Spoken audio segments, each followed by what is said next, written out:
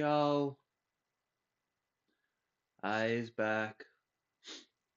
Ah, I is back. So, we are now at part 3 of a question mark amount of parts. That one wasn't quite 6 hours. I need a controller now because I'm going to bed pretty soon. Well, I'm already in bed, but I'm going to sleep pretty soon, or at least I'll try to. That's really up to you guys. Um, I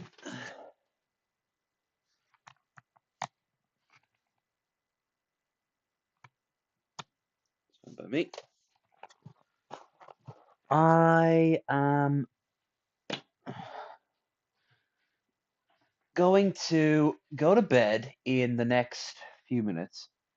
I'll make sure everything's shut off, everything's turned off. I was gonna have some cereal before going to bed, but I'm not really hungry. That rice and stuff I had earlier, the tofu thing, that was fine. Uh, so plans for tomorrow.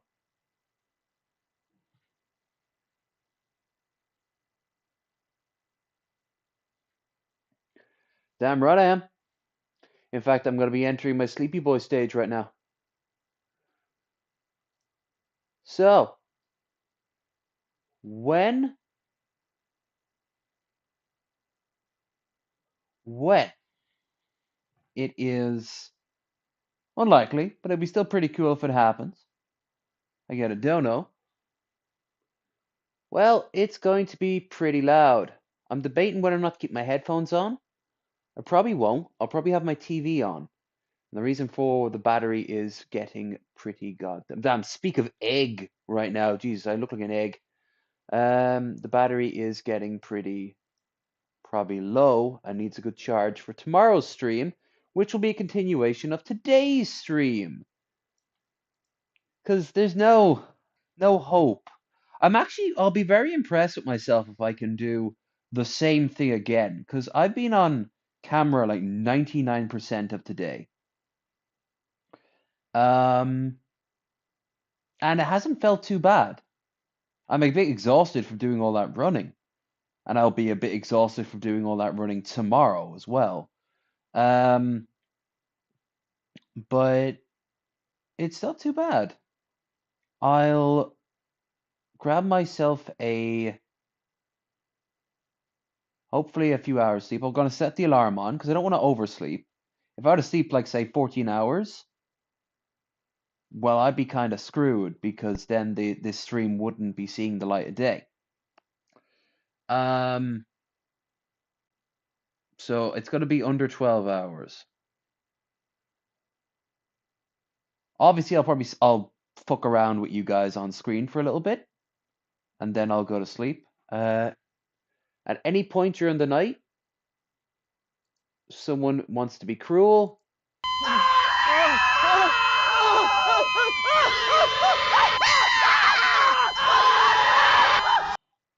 This is a test donation for $45. I'm so glad I got rid of Justin's voice. Obviously, I'm doing this as much just for content as anything. That tea I just made smells lovely. Um, it was one of the fancy ones that lady got me when we first met. Ooh, got cinnamon, cardamom. I don't know what else, but it's lovely and I love it. And it'll probably help me chill, get some sleep because it always feels weird sleeping while the camera's on me. This is the stream that never ends. Technically, it will end. I've got I've got a busy week ahead of me. One reason why I'm not actually one reason I'm doing this is because I won't be able to stream after Monday. I'll be in Dublin for a few days. Ladies coming over on Tuesday. So let's see. On Monday, I've got girly at 11 in the evening. Then I've got lady coming over.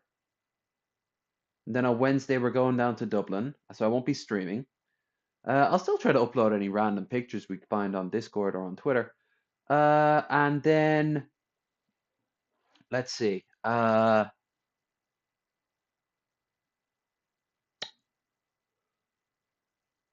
don't think I'll be back for Bearded Ramblings. It's kind of up in the air. I was originally going to meet up with somebody, and then they had to cancel it because they couldn't host. So I'm still chatting to them. So something else might happen. Uh, More likely than not, though, I'll be coming back here. But will I get back here in time for the show? We don't have a guest lined up. So Krendar and I have both agreed that we'll just take an L on the this Friday. Um, and then I suppose over the weekend I'll give you something. Probably just a regular old-fashioned gaming stream that won't go over the course of a few days.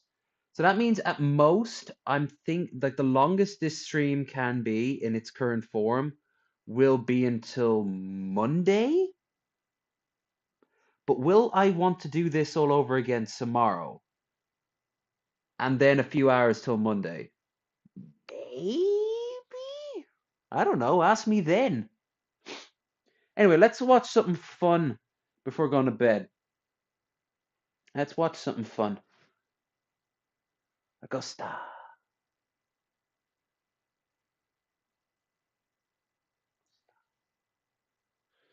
Um,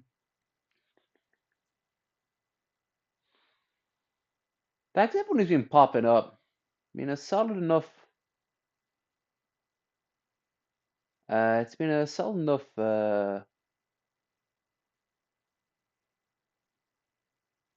stream so far. People could have fun dono trolling. It's kind of one reason I'm doing it. If not, I'll get a good night's sleep, so it's a win-win. Uh, Now if I'm going to bed at 10 or 11, let's say.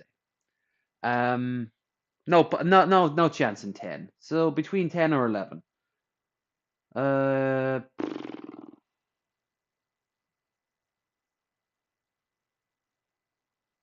Guess like 8 a.m. ought to be a good number. Let's try for 8 a.m. Set alarm 8 a.m. Online alarm clock. And you'll in theory you'll hear this. Oof. Almost as bad as the screamings.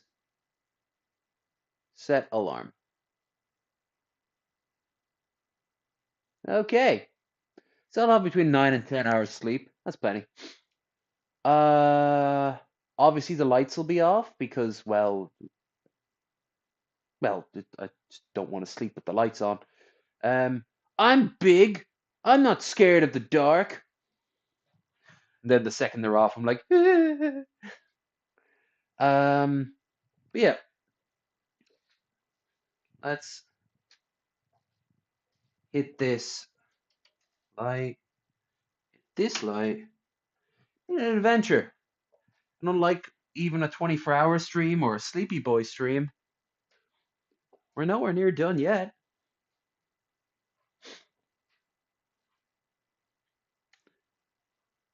I think the subathon thing they do on Twitch, like I know people are getting a lot of backlash now.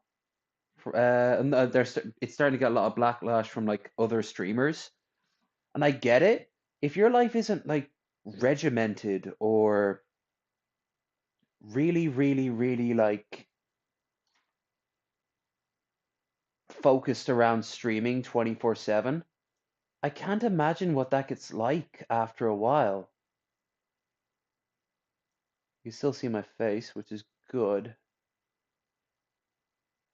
But of course, I'll be getting a little closer to the camera, so you'll be able to see me over here. Put my cup over here. I'll move the camera down. Ah.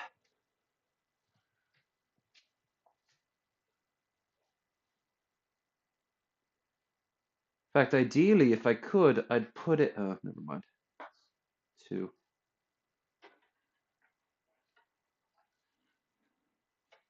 Ah, I could do this.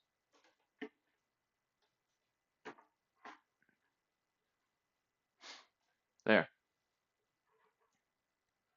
Let's see how that looks. Let's see how that looks.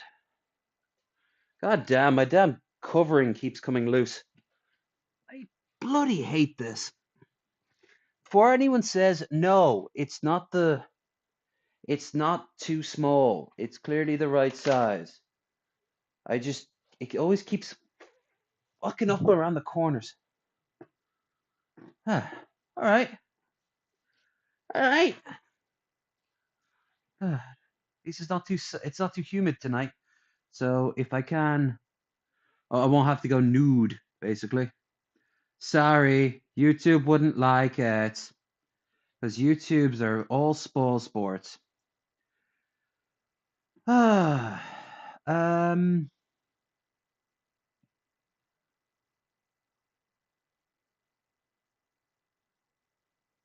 how about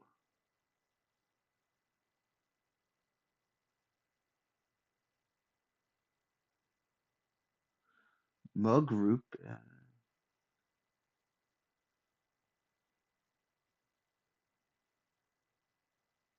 Huh. Okay, let's bring up the chat. Let's bring up the screen while I'm having my tea, and we'll watch something. Background is off. Window capture is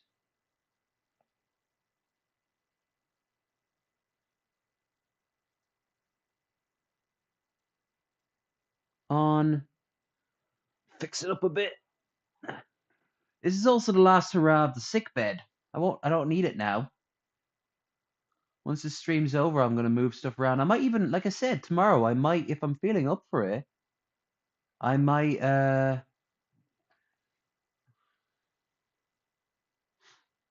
actually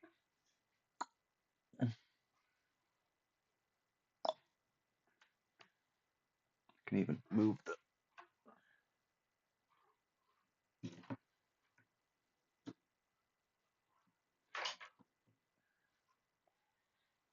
all right. There.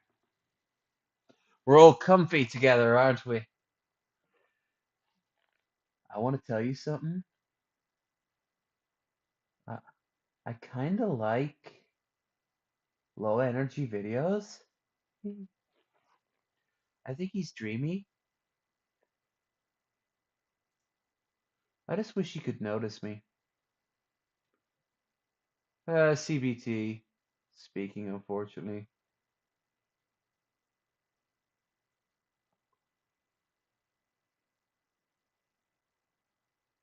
Nah. Oh, there. I don't even need. There. There we go. It's all me all the time now.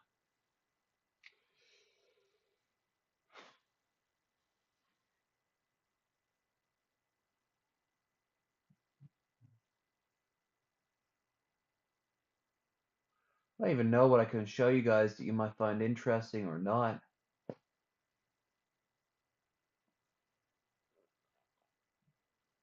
Also, what copyright it wouldn't be.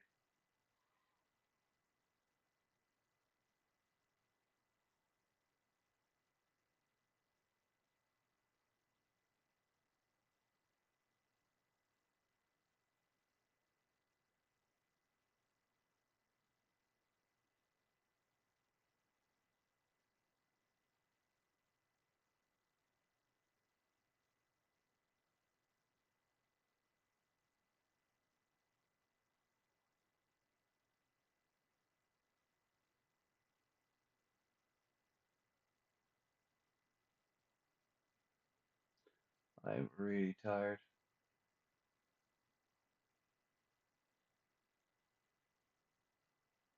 Sound like a broken record, but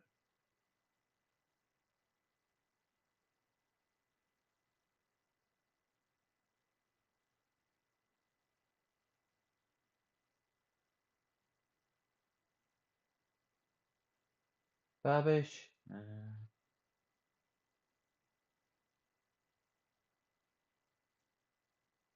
What's currently like trending? The trailer for Stranger Things, but we would get copyrighted.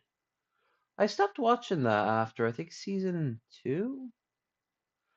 I didn't think it was bad. Wait, hold on. Is this actually the footage of the ship blowing up?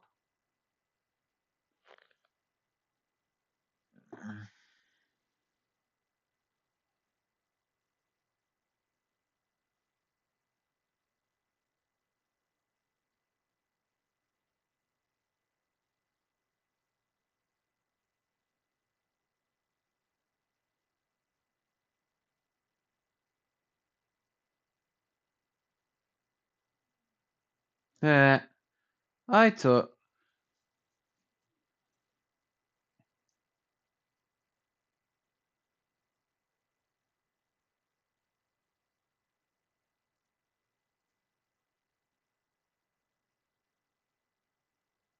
I didn't know that. I thought they had other backups. Ha ha. Seeing that we just had him on, how about we get Waltz and Walter? It should be Fate, Walter, Fate, Fatal Walter. It's all the same.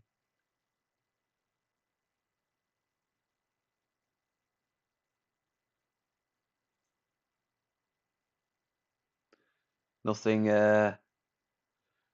nothing new here.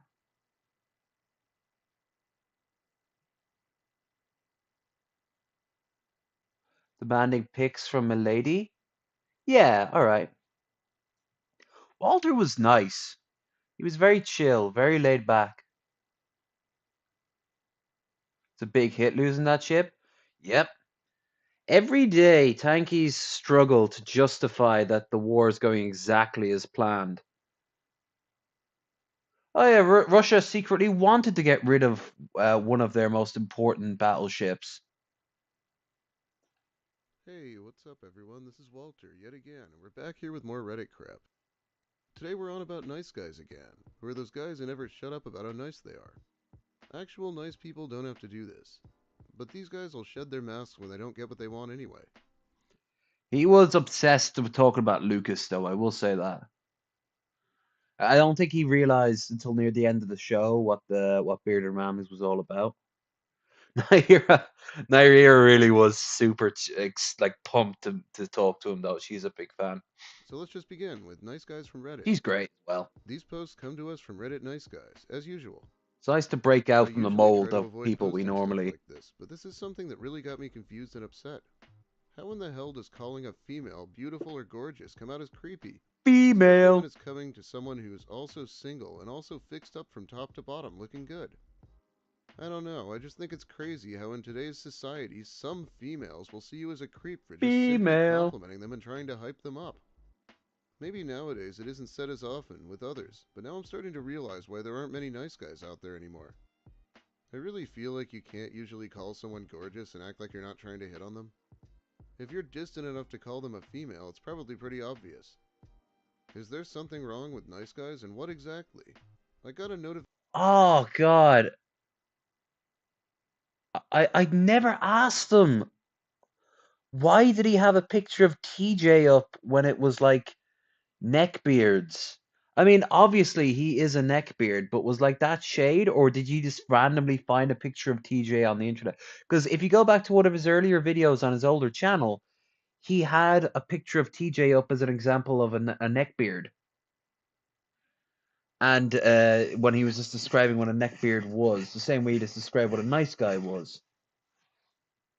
Notification from one of a post of Reddit nice guys, and I looked into it and deep searched into it and was shocked that how insanely mocking took place and nice guys were devalued. First I thought it might just be for fun, but then looked another subreddit similar to nice guy stories and it said no more than mocking of it.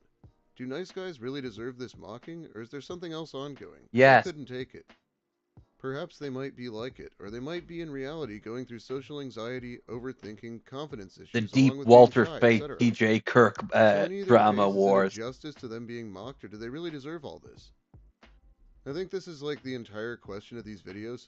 There's nothing wrong with being a nice person. The hypocrisy is what we're trying to criticize here, hopefully. Hey, blank, did you have a nice weekend? Just to be open, I am not pushing for anything here.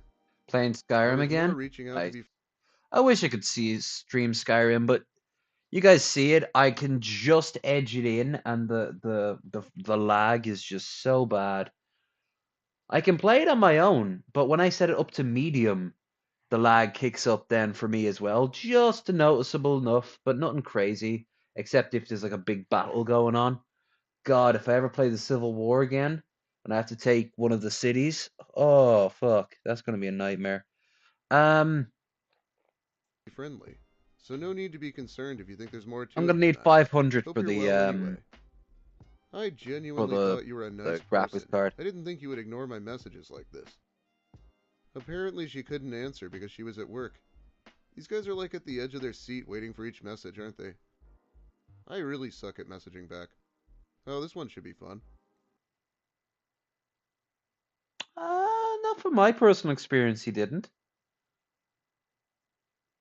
He actually was really helpful in he mostly works out of Discord. And he he ended up giving me access to his Discord just so I could send a message. Like, he didn't know who the hell I was.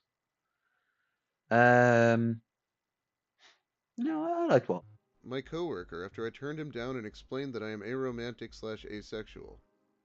Sexuality and how we relate to our own is sometimes a lifelong struggle to understand. I always thought that I was strange because I didn't chase every single girl like my friends. I would kinda hyper focus on one until it happened or was obviously not going to happen. My main saving grace for dating was that I am an empathetic lover, meaning I only get pleasure if my partner is getting pleasure. No two pump chump here, lol. What? Yeah, that is definitely something this asexual person was interested in knowing. Thanks for sharing. I love that picture because I remember the story that comes with it when he's in Dub. When he's in, he's got a very distant relation out of Ireland, so he went to the town. Like a lot of American presidents do that. They go to the town of like their ancestors' birth, and he got the Guinness there, and he took a sip, and he went like, "I guess you guys keep the, I guess you guys keep the good stuff for yourself." And everyone gave a little chuckle, which is technically true.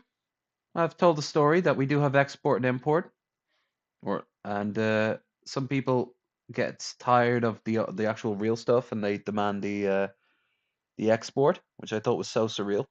It was kinda a curse because gals I I had guess if no you're interest used to in it, would badger me because they heard I had magic hands or some other small town rumor. at least But it never 500. really helped me Wait find for the right next type of girls generation, for 40 me, or helps series, me understand why I was so picky and sexually, get yet the. also a person with That'll a take a high long libido. while for me to raise that. Also, I am passing out. LOL, you'll find someone eventually. Ah, okay, I'll let you sleep then. You gotta get up in the morning too, girly. Don't say girly. It's making me think a girl does rant. Oh yeah, I forgot about. Of course it is. Wait, no, she said it was asexual.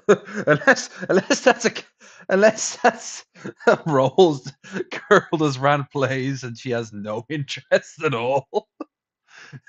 Consider considering some of the conversations we've had, no, I don't think so. Well, maybe she is a really good actress. That. Oops, probably should sleep too.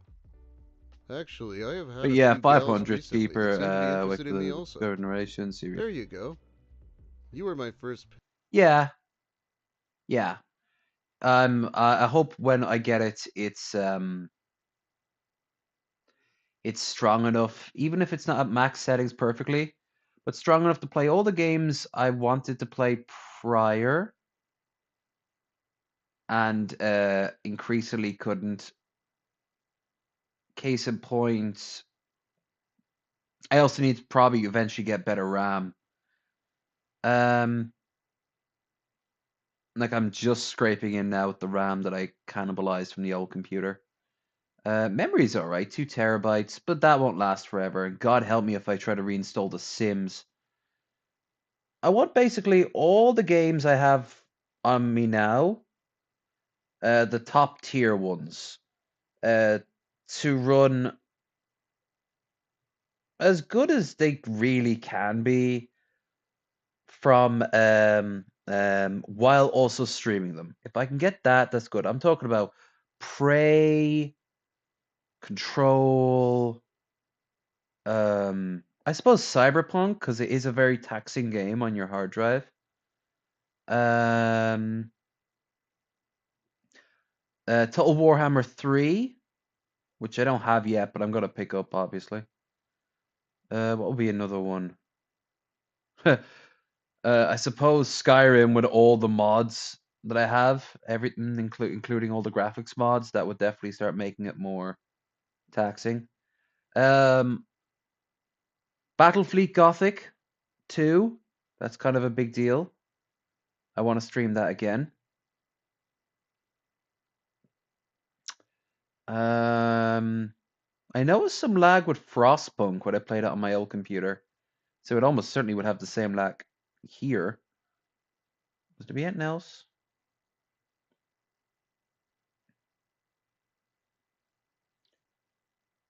Uh, yeah. Yeah, I'd say there'd be definitely a few games as well that I would probably want to have at higher quality. I just can't think of any right now off the top of my head. Also, the games I want to pick. I suppose Dragon Age Origins would probably struggle a little bit on this. Maybe not the lower settings, but you never know. Um, yeah, yeah. There's definitely room for improvement, but I'm glad that that jury rigged hard drive and that jury rigged set of RAM worked as well as they did. I was really actually impressed with myself. Like I actually did a lot of it just by intuition. I could see that there were like ports here that kind of lined up to the ones on the old one. One time it did give me an emergency message and it turns out it was the fan lights, they weren't connected. But yeah, I've got to get the graphics card next. That's going to be a nightmare. I'm actually not sure if I want to touch that without professional help, you know? Pick. See how bad I am at seeing what others are interested in me for? 3 exclamation points. Better calm down there a little. There are always more fish. I am monogamous, so I don't play the field. I focus on one at a time. No worries. I would rather find a friend in awkward ways than When never he take. when he said that, I actually think maybe this guy might have something wrong with him, kind of like hyperfixation, which on itself isn't what would be wrong with him. It would be something else, maybe OCD, maybe Take any risks to find a friend and lover combo. That's good. I'm sure that's friend important in romantic relationships. and lover combo. But if you ever want to experiment with your sexuality, I would be thrilled to lend you a hand. Sorry, couldn't help myself. Good night, my friend. LOL, good night. She must have really been hoping it wasn't going to send that last one. It wasn't even a dick pic, but somehow it was even creepier. Farewell, Writing about my your high friend. libido is definitely going to convince an asexual person to go out with you. Someone explained to me why girls would rather be in an extremely toxic relationship than be with a nice guy who loves and cares for them. Then they complain how they can't find nice guys. Please understand that there are really nice guys out there. Yeah, I'm pretty sure most women are aware that there are nice guys.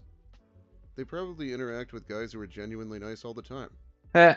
Most women would rather date assholes who are attractive and sound confident, instead of good guys who would genuinely care for them, and then after getting cheated on, they become man-hating feminists, blaming all men for Man, their hey, misery.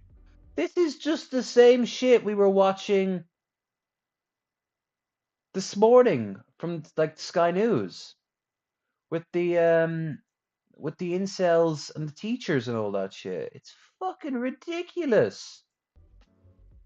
So I've been trying to talk to this girl for ages. We met at uni a few months ago, and I got her number through a friend and started texting her and found her social media. She was pretty unresponsive, but I know that's how women act nowadays, thanks to leftism and feminism. Always a great sign when you say that. When you say that. Oh, yeah. They act hard to get and reject nice, caring guys. Anyway, soon she stopped replying and blocked my number and social media accounts. I made a new messenger account and messaged her, and she's still not replying. Wish there was like people who would look for this, find where these people live, and get like an intervention. Make it into a TV show where they're like not like Chris Hansen, maybe like a lighter form of Chris Hansen, where it was kind of like they come home and it's just a bunch of people who will like sit you down and explain what it like the catfishing show, which didn't in any real way help stop catfishing. But it was a good potential, I always thought. The one from MTV. What's the VH1? That doesn't matter. And her friend told me she's kinda creeped out. And I'll admit I found out her address through white pages, so I don't know if I should just show up at her door at this point to talk to her.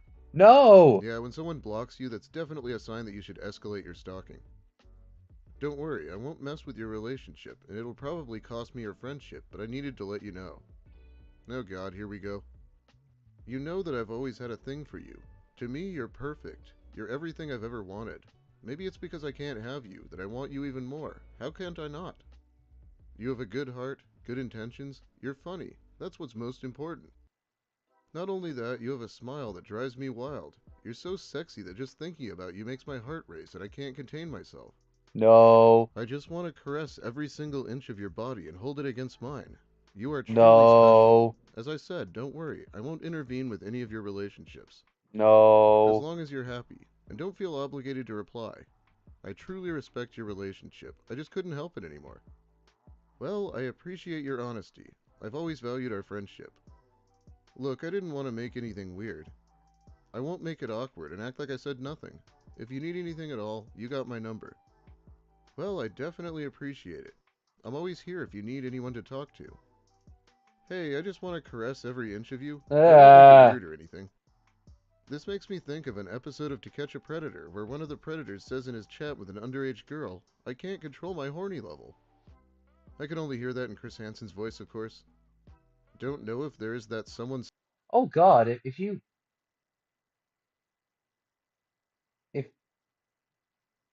where is it? my horny level. I can only hear that in Chris Hansen's He has not Jared's face. A little bit of Lucas's face from the nose down. Maybe you think phrenology might need to come back. voice, of course. Yeah, that one there. Don't know if there is that someone special out there for me. Began to lose all hope. Maybe if I treated women more poorly, was a bad boy. Who knows? I always seem the go-to guy to discuss problems with all of my female friends when they have had these problems over the last 25 years. Wish just one of them realized that there was a great guy who knows how to treat a lady and give all his love to her. But then again, there's that saying, nice guys finish last. I could be the poster boy for. I've n I just look at this and I'm thinking, Christ, I'm doing really well for myself. And I'm also really proud of myself that I never last year when I was getting basically just shot down left and right, that like I never got this bad. Ever got this bad. In fact, I kind of decided at the end of the year that I would just stop for a while and try to improve myself because clearly I was the common denominator, you know? Here is to Turns out that was exactly the wrong way of thinking. looking for, or at least hoping for that next great connection. Wow, 25 years. I call myself old a lot, but I was in grade school 25 years ago. How is this guy still acting like Yeah, this? And you do not want to be the poster boy for the saying nice guys finish last. Trust me on that one. Women shouldn't be playing sports. It is dangerous and it has the potential of damaging the breeding parts. I don't get why so many people find this hard to understand. Why do you think his name is like Rahaili or Muhammad? Hashtag Women's History Month. Okay, this guy's mostly just doing edgy trolling, but I like the term breeding parts. You can definitely tell he fucks.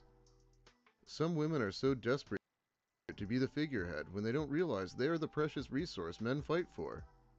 They're given natural power as Resort. long as they're guaranteed choice. We watched this If being a one. punk-ass bitch doesn't get you laid and being a real man does, you'll see a spike in real men and a drop in punk-ass bitches. Okay, men don't always necessarily dictate our entire personality on what we think gets us laid the most. Unless we're talking about Lucas. If nothing gets rewarded other than punk-ass bitches and or players, you'll see a spike in that kind of people, and they You sure exist Lucas outside didn't the write dating scene this? too, which causes lots of problems for everyone else. That's far more power than any man could put over another, shaping cultures and bloodlines.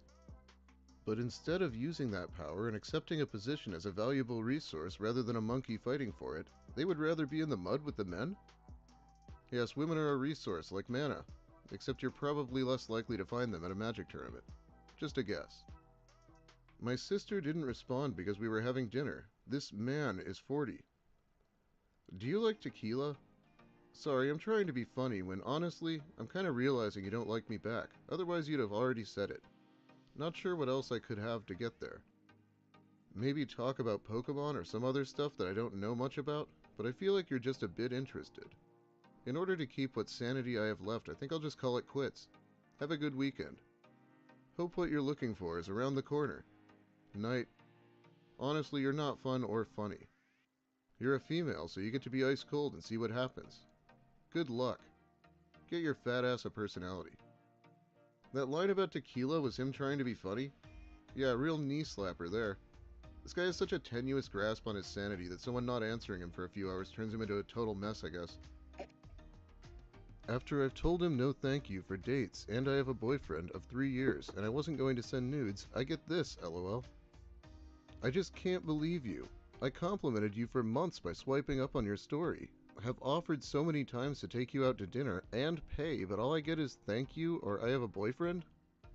You seriously disgust me. Even if you did have a boyfriend, I would be an upgrade, and it's sad you can't see that. Pathetic, really. I go to the gym, I have a 6-figure paying job, and I'm quite attractive, and that's still not enough to even take you on a date or receive any pictures for my efforts? That's right. I can't tell if you're blind or ungrateful. Maybe both. I don't even find you attractive anymore with how selfish and just rude you are to me after I've been so generous with my compliments and time. I hope your current boyfriend treats you like your last ex since you clearly need some karma in your life to teach you a lesson. LOL, okay. Karma for what? Rejecting a nice guy? Not sending him nudes? I'd like to know just how many times he asked her to dinner before he gave up. On a video about a girl murdered by her Tinder date. What? Yeah, that guy gets dates left and right, but normal guys like me are being shunned by women. What the fuck is wrong with women? Can't you judge Woman. a person? Confirms my Woman. theory that many women only choose by superficial features like huge frame, jawline, etc. This is some professional level victim blaming. He asks what's wrong with women when to most people the guy who's killing them is the one with the problem, right? You don't deserve someone like me. You deserve to keep dating guys like your ex because you only care about yourself. Thank you. You taught me how women like being treated. Like Woman. shit. Because if you treat them good, they're mean and nasty to you. Thank you for ruining woman for me. You the Woman. best. I lied also. You are not hot or beautiful. I just thought that would get me into your pants quicker. Obviously not. I will always be better than you, Jay, because I'm up at 5 a.m. and work until 10 p.m. So it's funny when you complain about college classes. College is easy. Wait until the real world. I am better because of my work ethic. Better. Yeah, I guess having a job makes this guy really unique and impressive. Not like most people work or anything. To be honest, dude, I wouldn't waste your time even bothering. I left this cute waitress at Starbucks my number, and she took it, but I never got a text. It's been 2 weeks now, and nothing. So I went over today, and she was there working, and I left her it again. Told her she might have misplaced the one I gave her in a joking manner, and she just said she didn't feel comfortable? It's a text? And if you're not comfortable texting, then why take my number in the first place? Even though I think she's an idiot, I'm gonna go there tomorrow and give her a small bunch of flowers just to see if I can mend this somehow. Haha. How Haha. does he type that out and not realize how much of a weirdo he sounds? She's already said he makes her uncomfortable and he keeps bombarding her at her workplace. He'll be lucky if she doesn't call the police next time, because what the fuck? Now, where have I heard of a situation like this before? I Eh, can't seem to place it. So I'm going to say this plain and simple. This is not directed towards anyone, but for the people who do it, listen. No one cares if he broke your heart, or if he is the best boyfriend ever. No one cares about your love life. People come on here saying, I'm done with boys, or all boys are the same. Well, boys, how old how old are these people? Like, I always want to know, like, I know they try to cover it up. Sometimes I wish they didn't. I mean, it could just be some anime picture, but it could also be like a 40-year-old guy with like a veteran's hat on, you know? if you wouldn't expose yourself so much to attract tools, that would not happen, and you would not come on here complaining about petty Cool. drama we do not care about. We do not care if you had a bad day. Most of the time, nothing bad really happened. People say, oh, my life is awful, when their life is not bad at all. Now, I understand maybe something actually bad happened, okay? But if you got called ugly, who cares? There is no need to come and write a post about it. You Yes, there is.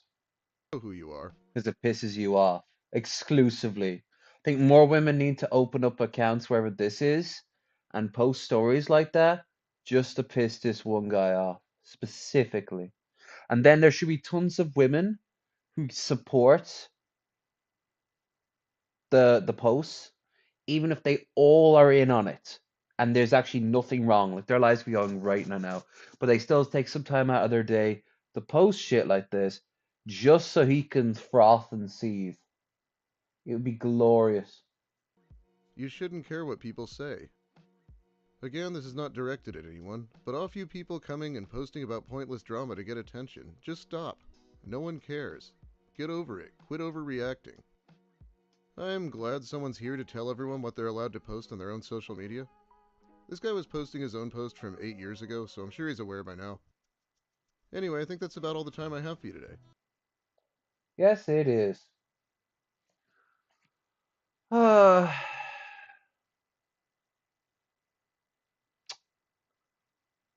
I was thinking,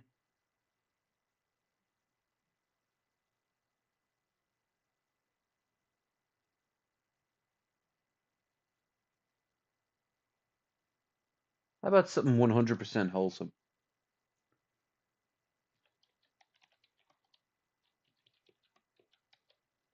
Puppy sees snow for the first time. Better not have that really cutesy music playing. You know the ones like beep beep beep beep beep beep. No, no, no, no, no. It's a cute enough thing. Ah,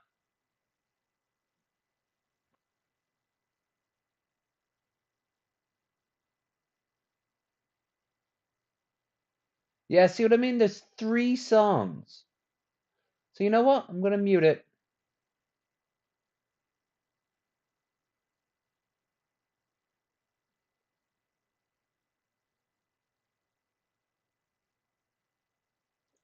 Okay.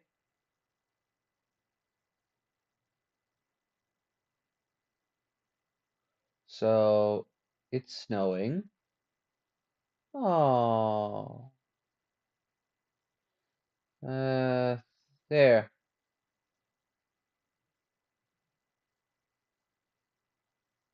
This one has no noise.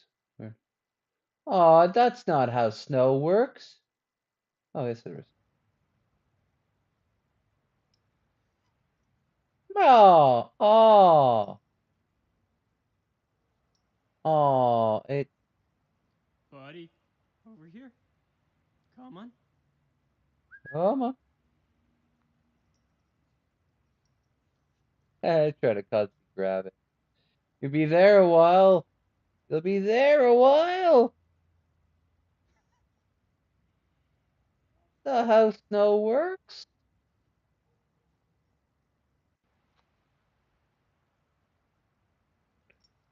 I guess shorts can be as long as I you was want. recently asked what's the Whoa. I was recently asked what's the Yeah. Uh, All right. Shall we call it? Shall we try? How you doing, chat? It'll just be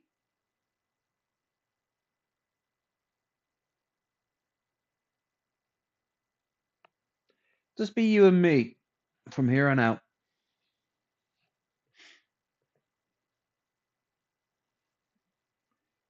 How are you? How are you? How hi.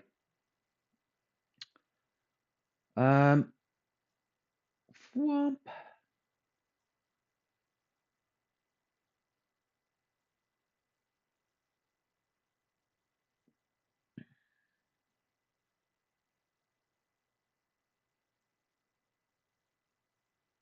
There we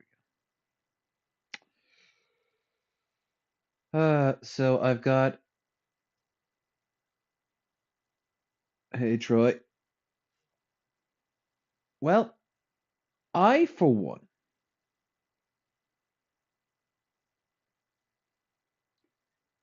I for one, uh do not regret doing this so far. Because I've had fun.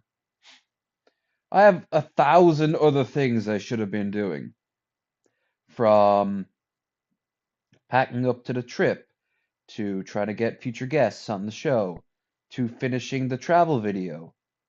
Uh, Not exercising, because I actually did that. Um,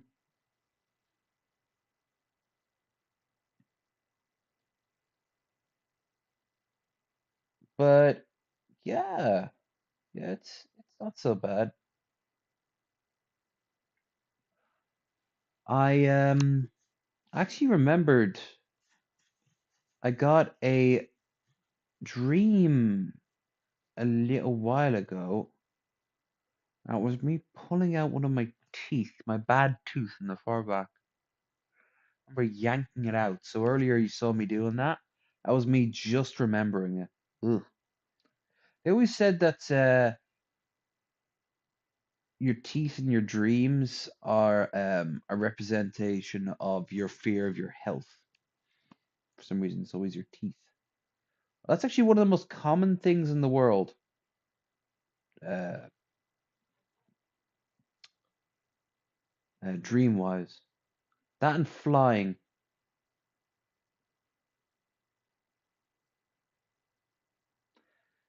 Uh,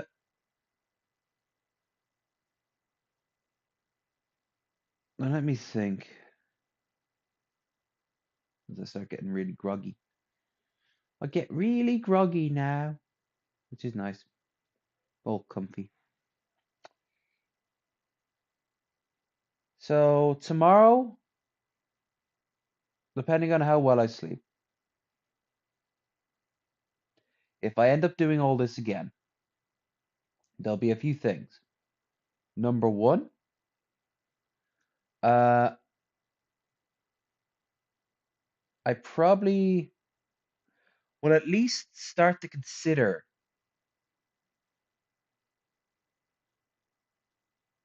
moving things around in my room.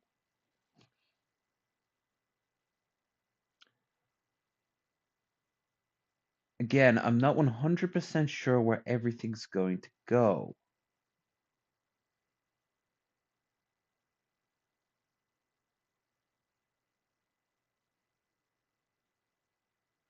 I think this bed here could like be put against the window, though it would cover the window up completely.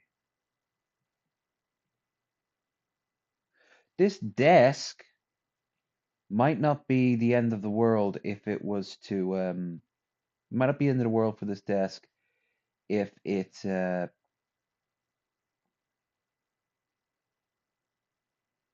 goes here. So then maybe I could rotate this bed around completely.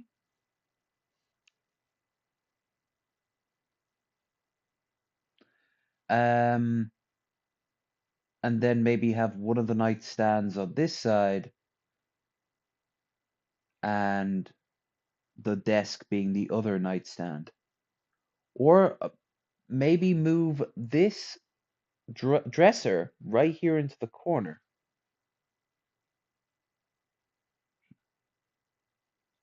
Interesting. An interesting idea.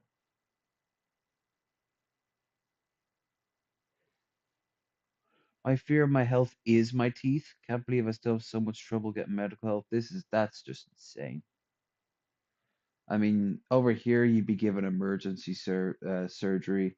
Maybe not the same day you go in because dentists are actually in a short supply here in Ireland. But they go by a triage system. You'd be pretty high up on the list. At the very least, he'd probably give you a prescription for something.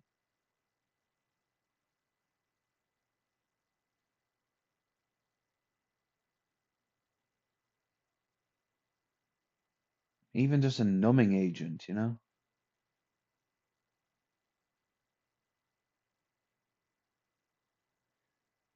Mm.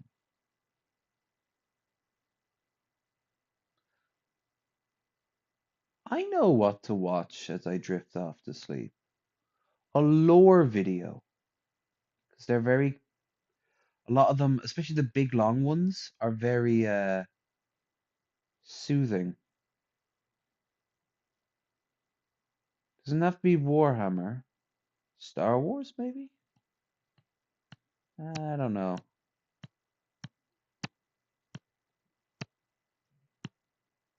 How about I type it up?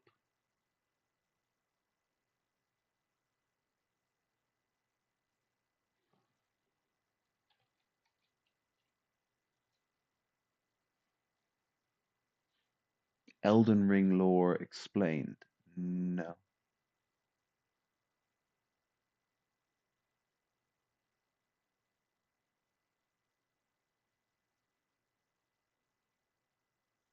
Star Wars, Warhammer.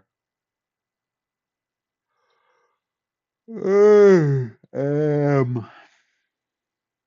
see. Dune lore. It's not very long. Voldemort, your humble servant. No, I'm good for that. A border prince. I've actually listened to him in the past as I've drifted off to sleep.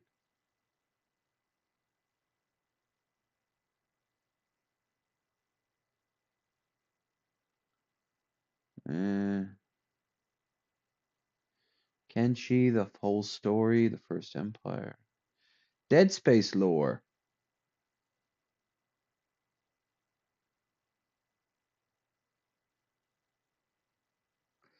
I don't know this one. Dead Space lore. The Marker lore retrospective.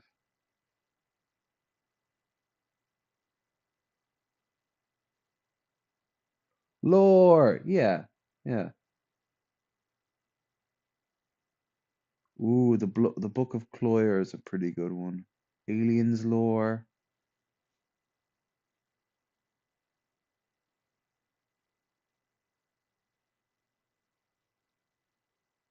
Hollow Knight. Luton. More Kenshi. Never realized just how popular Kenshi stuff is. Oh, how about Shoddycast, the storyteller, Fallout lore audiobook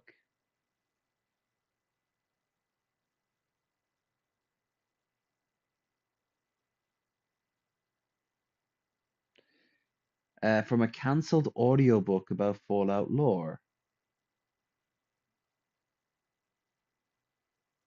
On behalf of all the creators at the Shoddycast, thank you for your patronage. Enjoy. Fallout Lore Prologue, setting the stage. After it was a sure thing that America could wipe out a city, the scientist turned to Father and said, "Science has now known sin." And you know what Father If I'm right, this is going to be more or less every Shoddycast lore, the storyteller, his thing. It's all been coalesced into a 3 hour long audiobook. So, considering Shoddycast, if I'm right, is still around, but the storyteller isn't. And the fact that it's being altered and it's on a third person's, yeah, fuck it. This is ideal. Um, so I just have to be sure that I have everything I need. But I take my robe off. I'll probably get too stuffy with it on. And then I have to make sure everything's nice and comfy. I think I'll actually leave my headphones.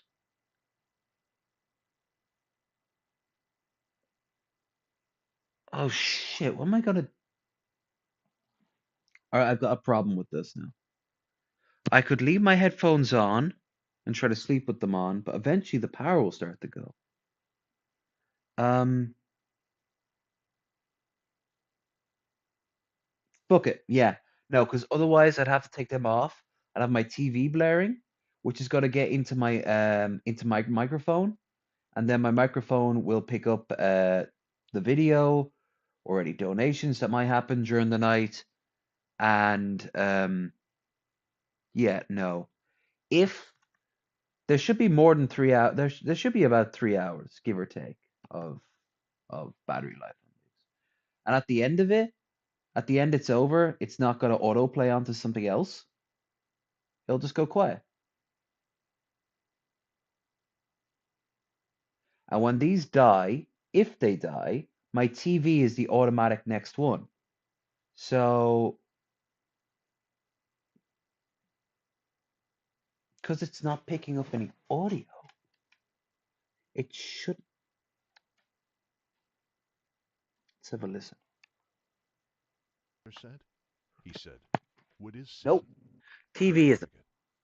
The discovery of the atomic bomb in the 1940s has given humanity a question the Fallout series has strived to answer. If ever there would come a day when mankind possessed the capacity to destroy himself, what would Sorry if you come of get us? the slightest of echoes. Some predict that this is where our story will end. Yet what if it was only another bloody chapter of human history? You've experienced the Fallout series in your own way, but want to learn more about its story.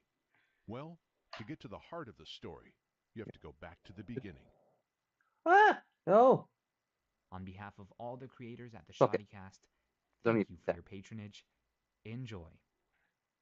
Fallout Lore Prologue, setting the stage. After it was a sure thing that America could wipe out a city with just one bomb, the scientist turned to Father and said, "Science has now known sin." And you know what Father said? He said, "What is sin?" Kurt Vonnegut. The discovery of the atomic bomb in the 1940s has given humanity a question the Fallout series has strived to answer. If ever there would come a day when mankind possessed the capacity to destroy himself, what would come of us? Some predict that this is where our story will end. Yet what if it was only another bloody chapter of human history? You've experienced the Fallout series in your own way, but want to learn more about its story. Well, to get to the heart of the story, you have to go back to the beginning. Change comes to all nations. In the early 20th century, the great powers of the old world thought that their rule would never end. The czars of Russia met their downfall at the hands of a bloody revolution. Western Europe fought a great war against fascists who sought to build a Reich that would last 1,000 years. It crumbled in less than a decade. The Japanese believed their imperial rule was eternal, yet they were the first to have their pride seared away by atomic fire. The United States of America emerged as the world's great power by the 1950s. Vast nuclear arsenals ensured that open warfare was a thing of the past, and soon after, America entered a Cold War with their enemies. It was a long, uneasy peace, a perpetual status quo as though the world were freeze-dried and sealed in a vault for a century. Lightweight. Those wandering the wasteland today might find it hard to Oh shit, believe the that mic. only No, the mic. 200 years ago, the richest nation in the Yeah. world existed here. No death claws, no super mutants, no ghouls. Most folk back then didn't have to fight for survival or scavenge supplies. Factories produced everything a person could want by the millions. Walking into a Mm. store with a stack of paper money, they could buy as much food, ammo, or clothing as they could carry. In fact, the biggest problem people faced was finding a place to keep it all. Highways stretched 3,000 miles from coast to coast, Night. with roadside diners selling fresh burgers made from something the old world called a cow, riding in gas-guzzling Chrysalis cars, and drinking ice-cold soda pop. The Americans enjoyed their prosperity for generations, secure in their belief that their way of life would never alter, that they would never be forced to evolve. Change came slowly at first, and it was welcomed. People weren't satisfied just having a house where fresh water came right out of a pipe in the wall. No, they wanted more. Always more. They wanted robots to do their work for them, and they needed electronic computers to do their thinking for them. Companies like Robco filled the demand for domestic robots so that citizens didn't have to lift a finger. A robotic Mr. Handy could walk the dog, do the laundry, and watch over the kids too, leaving mom and dad free to spend an evening on the town, or to watch the latest show on the old Radiation King television set. If they got lost on the road, an American consumer could use the new personal information processors to see where they needed to go without ever needing to open a map. Of course, all these newfangled technological wonders needed power to run. Gasoline had been plentiful for over 100 years, but the earth had started to run dry by the middle of the 21st century.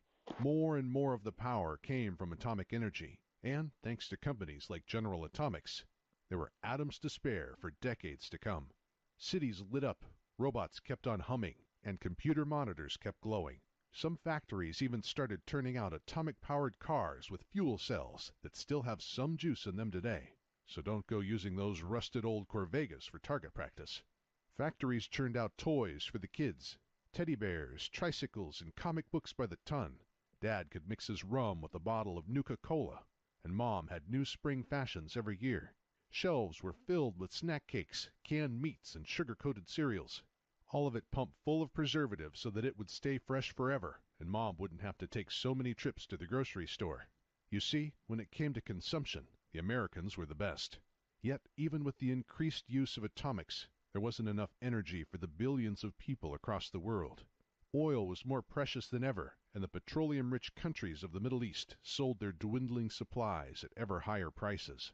Eventually, the wells ran dry in most of the world. The uranium mines were scraped clean, but no one wanted to give up their shiny new technology. Change had come, and with it, war. The Middle East could have used their limited uranium stock to power reactors for a few decades, but instead they squandered it on weapons to settle old scores. The European Commonwealth had been proud of how they had joined together in one glorious unified state, but it didn't take long before they turned on each other, scrambling for the last drops of oil within their borders. Alaska, with its abundance of natural resources, remained the source of America's power, and the only place on Earth where oil still flowed. The far-off territory was a tempting target for a desperate China. The Americans foresaw invasion and fortified Alaska, but nothing could deter China from capturing Anchorage. With the two remaining superpowers at war, Canada was trapped in the middle and soon annexed by their neighbors to the south. Allegedly, this was so that the entire continent could be one continuous nation allied against the Chinese invaders. But Canadians viewed it as a ruthless bid for America to retain control of the world's remaining oil supply. The resource wars had come to American soil. In a resource war, the winner will always be the side that fights most efficiently. China used the greatest minds of the East to create stealth technology that allowed their recon teams to infiltrate and assassinate while remaining completely undetected, taking down high-value targets with a single shot. America had its own brand of eccentric genius. With the power of the atom at hand, unbridled American engineers created scientific marvels the rest of the world couldn't have imagined. The glut of consumer electronics that had flooded American stores were only the beginning of the wonders created by the likes of Robco and Poseidon Energy, whose true focus was the development of new weapons that could replace the inefficient tools of warfare used in past decades. Combat robots, energy weapons, and cybernetics entered the war as America sought to retake Anchorage. Battles were fought by daring men who fire nuclear warheads from shoulder-mounted crossbows. Cyberdogs with the brain of a loyal hound encased in an unyielding titanium body. Even robot butlers hovered across battlefields, armed with plasma guns and flamethrowers. There was even a plan to engineer a new breed of mutant super soldiers, but it was the creation of power armor that ensured American victory. Power armor combined the mobility of an infantry soldier with the resilience of a tank and the firepower of an entire squad. Fueled by microfusion cells, these elite troops could inflict crippling strikes on Chinese military assets using a fraction of the resources of conventional military units.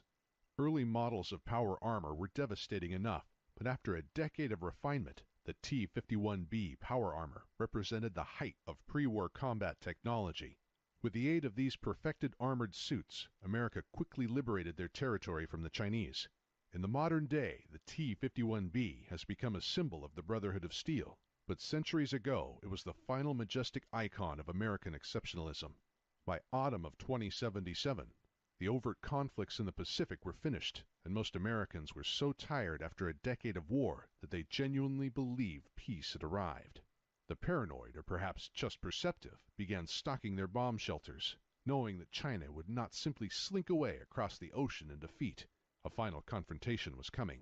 In an effort to preserve at least part of humanity from the inevitable end that approached, a secret enclave of America's elite set about ensuring survival at all costs.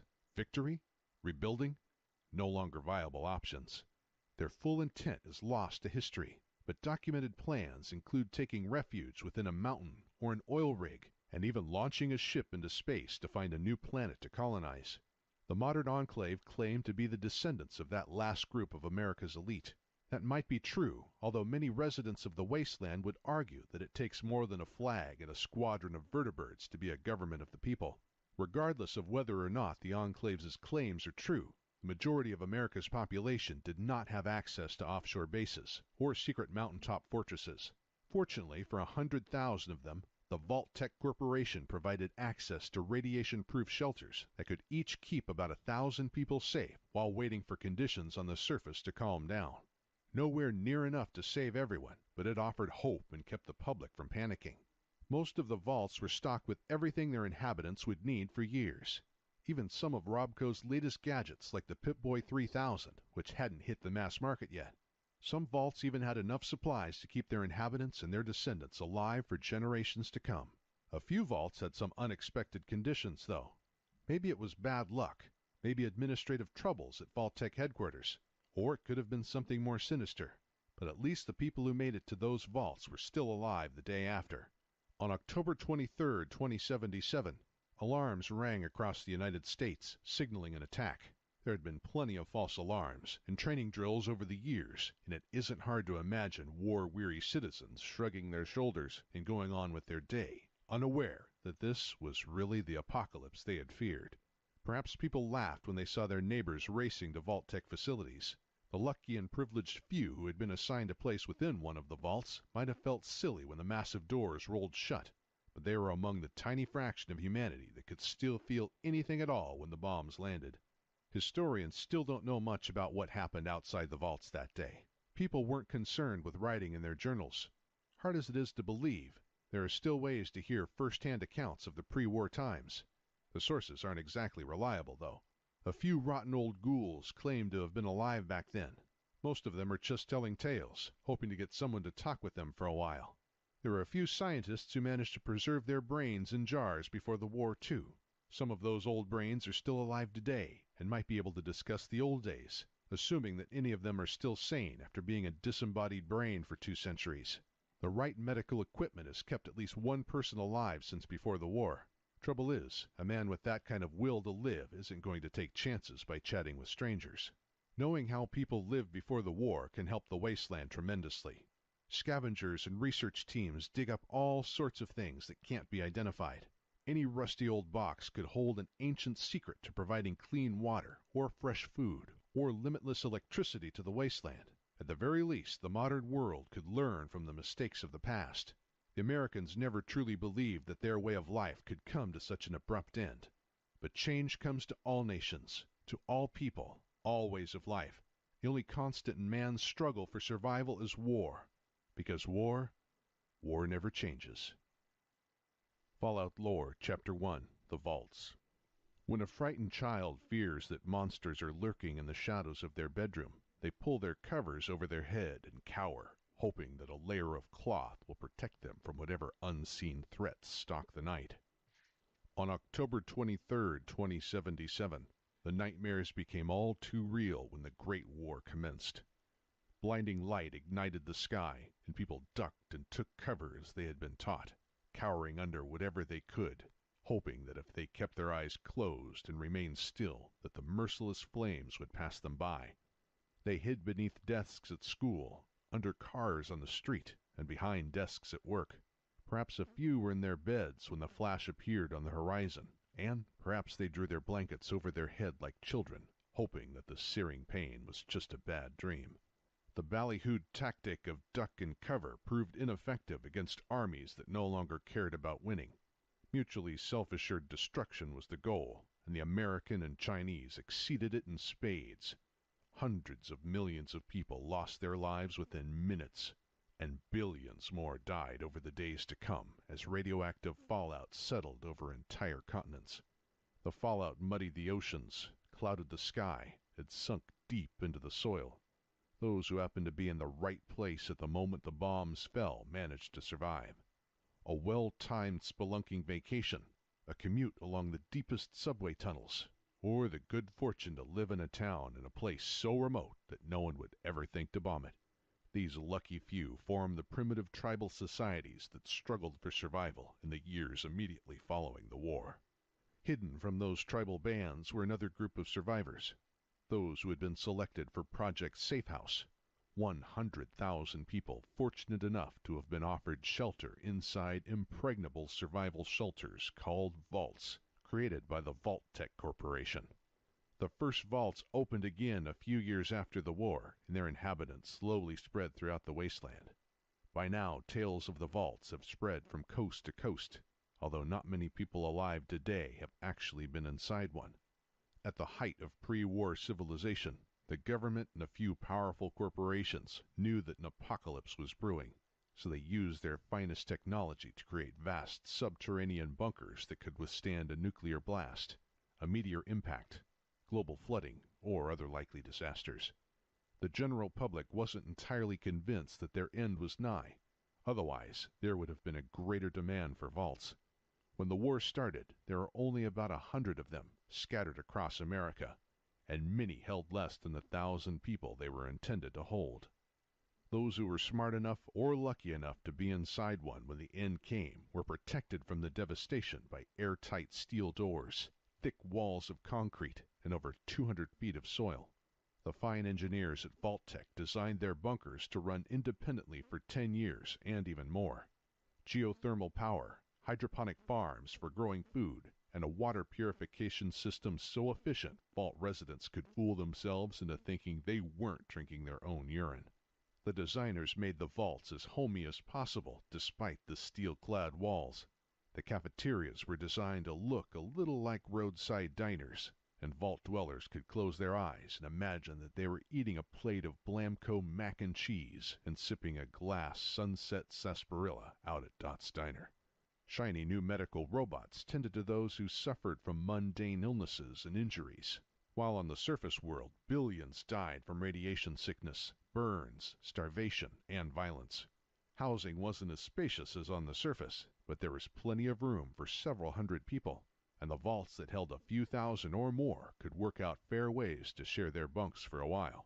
Each vault was run by a leader called the Overseer, who ran the underground community from a command center deep inside the complex. The Overseers were, usually, selected for their exceptional leadership skills, and the vaults had a security team to keep the peace, using top-of-the-line pre-war weaponry. The vaults were comfortable enough, but after 10 years the radiation had gone down in most parts of the country, and the vault dwellers expected to head back up into the sunlight and begin rebuilding their flawed societies. Vault-Tec had prepared them for anything that might await on the surface. The vaults had all the research material that they would need to rebuild America, including the entire Library of Congress on holodisk, plus 101 recipes on how to cook rats. Those who have walked the wasteland know that the world isn't a kind place. Sometimes people think of the pre-war days as a golden age, a time when people were better to each other. But there wouldn't have been an apocalypse if that were true. No, people were cruel and callous to each other even back then, and the folks who ran Vault-Tec were no exception. We've all heard of Vault City, a paradise built by the people who emerged from Vault 8 using a pre-war device called the Garden of Eden Creation Kit. They represent what the world could have been like if only Project Safehouse had been on the up and up. Unfortunately, Vault-Tec had some ulterior motives, and vaults like Vault 8 were rare. The poor fools who weathered the fallout in Vault-Tec's nuclear shelters were the control groups in horrible experiments. Keep people nice and safe for 10 years, then open up and build a new Garden of Eden? That happened a few times out of 100 vaults. Most vaults were designed to deliberately malfunction as part of an experiment to see just how far the human mind could be pushed before it snapped. Unbeknownst to the vault dwellers, Vault-Tec and some elite factions of the government had their own shelters far away from the public vaults. These elite wanted to learn how to rebuild society by observing the inhabitants of the defective vaults. Some of the vaults were designed so that their inhabitants would be trapped in isolation for generations. Think 10 years locked in a vault is a rough trip? Try 80 or 200.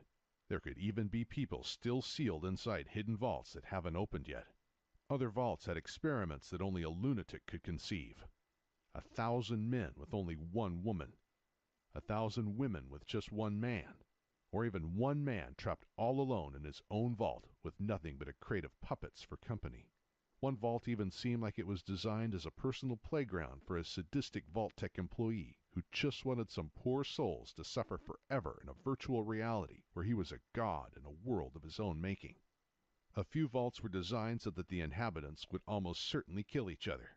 Cram in twice as many people as the vaults were designed to hold and see how long it takes before someone kills his bunkmate just to get an even 8 hours of sleep for once. Or how about removing all of the television tapes, but overstocking the armory just to see how long it takes before good-hearted and gentle people find a way to amuse themselves. You might be wondering if the vault dwellers ever figured out what was happening to them. Did any of them learn that their lives meant nothing to Vault-Tec? That they had become no more than lab rats in a mad experiment? Maybe the inhabitants thought that their problems were accidental supply errors. Or maybe they realized what had happened and cursed Vault-Tec with their dying breaths. In a few vaults, the manipulations of Vault-Tec were kept a secret by the overseer, and the inhabitants endured their fate cheerfully, awaiting the day the doors would open and set them free. Who knows if these experiments turned up any useful information for the sons of whores who devised them? But all the suffering wasn't for nothing. Many vaults did open, even if later than expected. Some of the people who emerged went on to do great things for the wasteland. Heroes came from the vaults and put an end to the mysterious master of the super mutant army. Parts of what used to be the capital of this land even has fresh water thanks to some helpful vault dwellers and technology scavenged from the old vaults. Looters hoping to uncover riches and pre-war supplies should be wary of the vaults, though. Project Safehouse has brought some troubles to the wasteland, too. The super mutants, for instance, are connected to the corporation behind the vaults. In the West, the mutants were made using ancient technology intended to create super soldiers for wars that ended 200 years ago. In the East, there was a vault that burst open and unleashed an army of mutants into the surrounding lands, as though someone wanted that to happen. Just remember, Wanderer, it isn't worth getting killed by mutants just because you heard about a stash of Fancy Lad snack cakes inside some old vault's pantry. And mutants aren't the only thing lurking in the vaults. There's a whole city of ghouls who came from one of the vaults. Sometimes you'll meet a ghoul who claims to have been alive back before the bombs fell. Don't pay them no mind, unless they're wearing a Vault 12 jumpsuit. That vault, the door never sealed up all the way. Maybe it malfunctioned, or maybe it was more of Vault-Tec's shenanigans. But the people inside got just the right dose of radiation to turn into the very first ghouls. Most of them have long since gone feral, but a few of them still remember the day they were selected to be part of Vault-Tec's Project Safehouse, and they aren't too happy about it. The idea of a piece of the old world sealed fresh is just too romantic an idea for some people to resist. Of course, most wanderers have the sense to stay away from the vaults.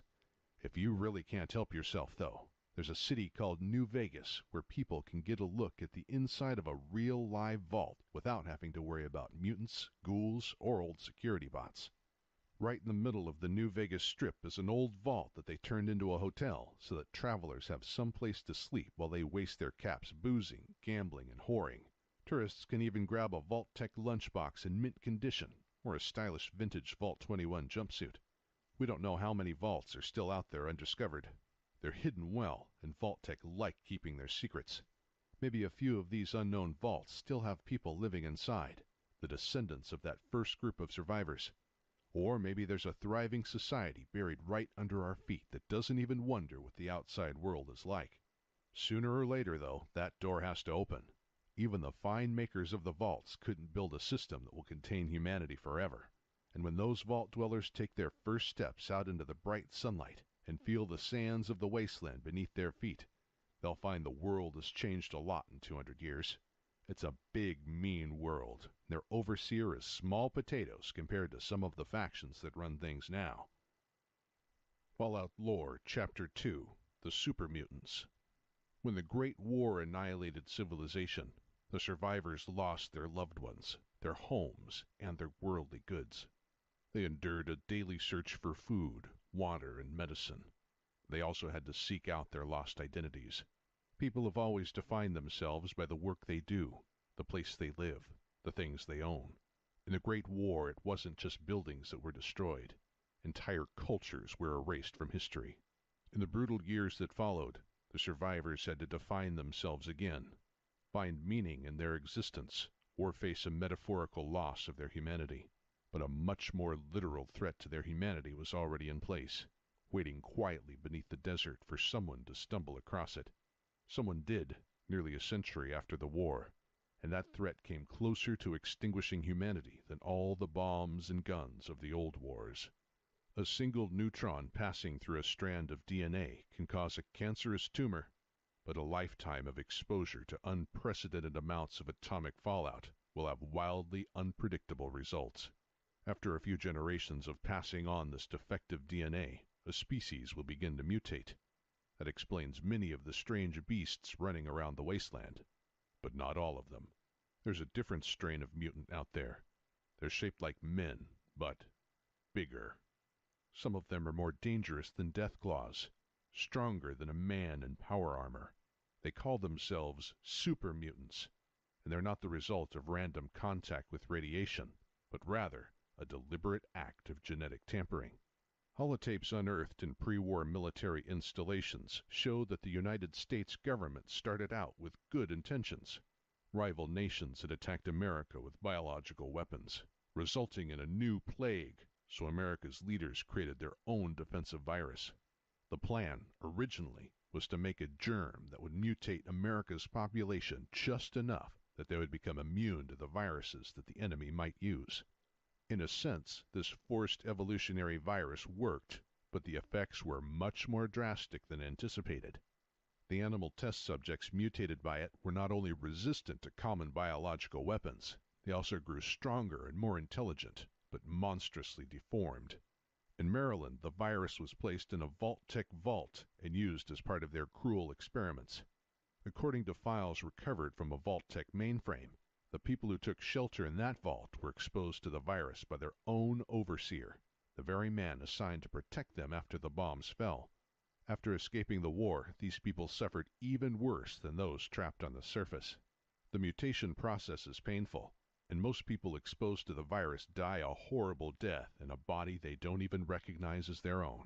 Those who do survive often wish they hadn't, because their very humanity is taken from them. Whatever they look like before mutating, they transform into an enormous, bald, green brute. That sudden loss of identity would enrage almost anyone. Maybe with enough therapy a person could come to terms with their new body. But most of the poor creatures suffered from another side effect: reduced cognitive capability. Despite the virus's potential to increase intelligence in some people, most of the super mutants on the East Coast were just plain stupid. In fact, many of their brains were too small to perform even basic autonomic functions like breathing. For those that survived, there were some positive trade-offs. Their strength increased tremendously, as did their size. Even the small ones are nearly 10 feet tall. In the capital wasteland, these beasts continue growing throughout their existence. Wanderers have reported fighting super mutants that are 15 feet tall, and foolhardy adventurers have pumped hundreds of bullets from assault rifles into mutant overlords without bringing them down. Scouts from the Brotherhood of Steel even claim to have fought super mutants that are 20 feet tall and can survive a direct hit from a mini-nuke. The only factor that keeps them in check is that they are infertile and cannot reproduce, at least not the way that they did when they were still human. The first mutants created in that horrid vault might not have been as intelligent as the humans who created them, but they had strength and righteous fury on their side. The mutants turned on their creators and transformed them into the next generation of super mutants, and in time the vault was nothing but mutants, alone, undying, and just intelligent enough to know that they had been betrayed by humanity. Forcibly stripped of their humanity, robbed of their ability to reason, and transformed into massive brutes, they were an angry horde trapped inside a vault. Rage and boredom are an unstable mixture, and eventually that vault burst. Hundreds of super mutants emerged into a wasteland where their enhanced physical abilities made them better suited to survive than the humans around them. The disorganized humans had only one advantage, and that was their numerical superiority. Outnumbered and unable to breed, the mutants were still cunning enough to understand that they had to boost their ranks by kidnapping humans and exposing them to the virus. Further west, things were more complicated. California and the West Coast had their share of trouble with super mutants, but those mutants, they didn't just suddenly pop out of a vault and rampage like mindless savages. The mutants of the Wasteland's core region were the result of a misguided plan to set the world right. The mutant army was smart enough to scour the lands for new humans to mutate, and to select people with little exposure to radiation.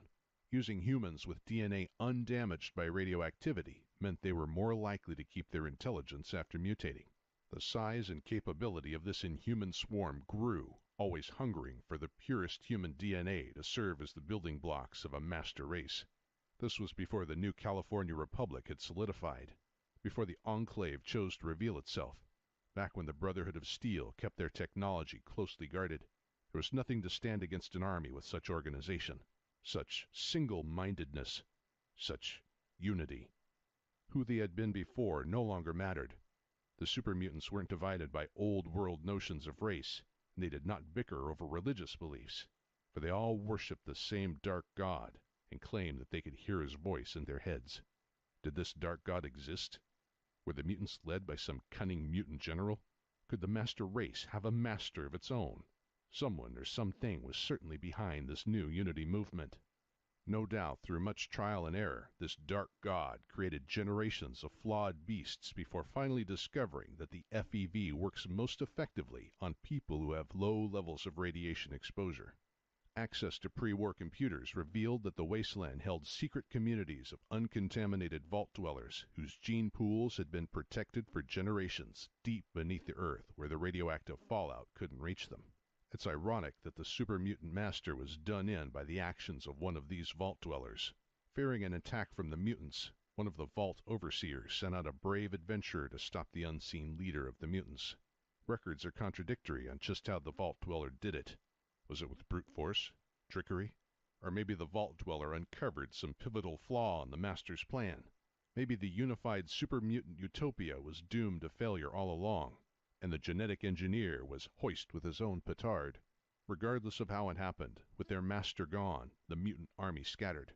The former elite guard of the mutant army have taken the fall of their master the hardest, and have become an unpredictable menace. These nightkin, as they call themselves, were once the best of their species, augmenting their strength and cunning with pre-war stealth technology. They are usually still in possession of the rare Sleepyboi devices, and use them without concern for the harmful effects of prolonged exposure. After decades of constant use, their minds have degenerated and their skin is darkened to a distinctive gray. They're plagued by hallucinations and imaginary friends. Often their jabbering is the only sign that one is nearby. Due to their tendency to appear in unexpected places and engage in bizarre behavior, a single nightkin can be more dangerous than a group of their green-skinned brethren. Some super mutants have formed their own communities, following charismatic leaders across the wasteland. Turn a radio to the right frequency in the right parts of Nevada, and there is a broadcast coming from a mutant girl who thinks she can take the master's place and guide the mutants to a new utopia. Although she has gathered many followers, her mental instability ensures that this is unlikely. Some wanderers even speak of outright friendly super mutant companions who accompany them as friends and equals.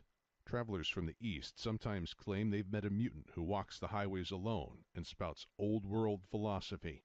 Given their resilience and long lives, these benevolent creatures could still be out there looking for new adventures and traveling companions. A few diverse communities consisting of humans, ghouls, and mutants alike have popped up, at least for a time. Despite the best efforts to get along, it seems that differences will always reduce people to fighting among themselves. Perhaps that dark god was right, and what the wasteland really needs is more unity. Fallout Lore Chapter 3: The West Coast Brotherhood of Steel. A wise soldier knows that it isn't the weapon that matters most, but the hand that wields it. An army equipped with the finest weapons certainly has the advantage in battle. But what happens when the battle is over? Over the millennia, the tools of war have changed. From bronze to iron, then steel, and eventually plutonium. Mankind grows ever more capable of waging war, and always less capable of using those weapons responsibly. There are those who feel that no one is responsible enough to wield power such as mankind had during the Great War. And then there are those who feel that they alone are worthy. Travelers and merchants in the wasteland have seen towering soldiers in suits of metal armor, marching off to battle with laser rifles slung over their shoulders. These are members of the Brotherhood of Steel. It is easy to distinguish them from other armored warriors by their pre-war power armor. Those T-51B armored suits aren't just plates of metal strapped to their bodies. No, the Brotherhood of Steel's armor is a fusion-powered artifact designed before the Great War. It augments their strength, protects them from harm, and marks them as members of an elite order. The Brotherhood of Steel is among the most technologically advanced factions that the wasteland holds. They are relatively few in number when compared to vast armies like the new California Republic or the Legion. But what the Brotherhood lacks in numbers, they make up for in raw power and indomitable courage. The Brotherhood can trace its history back to the Great War. Long before the military base in Mariposa, California gave rise to the Super Mutant Army, it was a research facility. In the days leading up to the Great War, there was a small contingent of soldiers assigned to guard the base and its loathsome contents. That loyal band of men didn't know they were protecting a horribly unethical group of scientists who were engaging in unfathomable experiments. They only knew that it was an important project, that they were there doing their part to fight the good fight and keep their country safe. Eventually, they did learn the awful truth of the forced evolutionary virus, that the base they were guarding was being used to experiment on human test subjects, inmates from military prisons. The knowledge that they unknowingly participated in these atrocities, committed on their own brothers in arms no less, stretched their loyalty to the breaking point. Colonel Spindell, their commanding officer, was unable to cope with this fact. Just a few days after the truth was revealed, he committed suicide, leaving his second command, Captain Roger Maxson, to deal with the aftermath.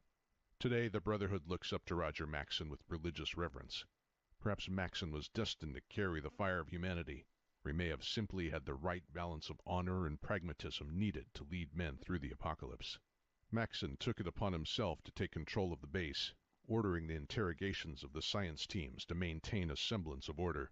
As he started to believe that the project was backed knowingly by his government, he attempted to contact his superiors for a response, even going so far as to declare secession from the Union. At the same time, he and his soldiers then gathered their families with them and readied themselves inside their remote base.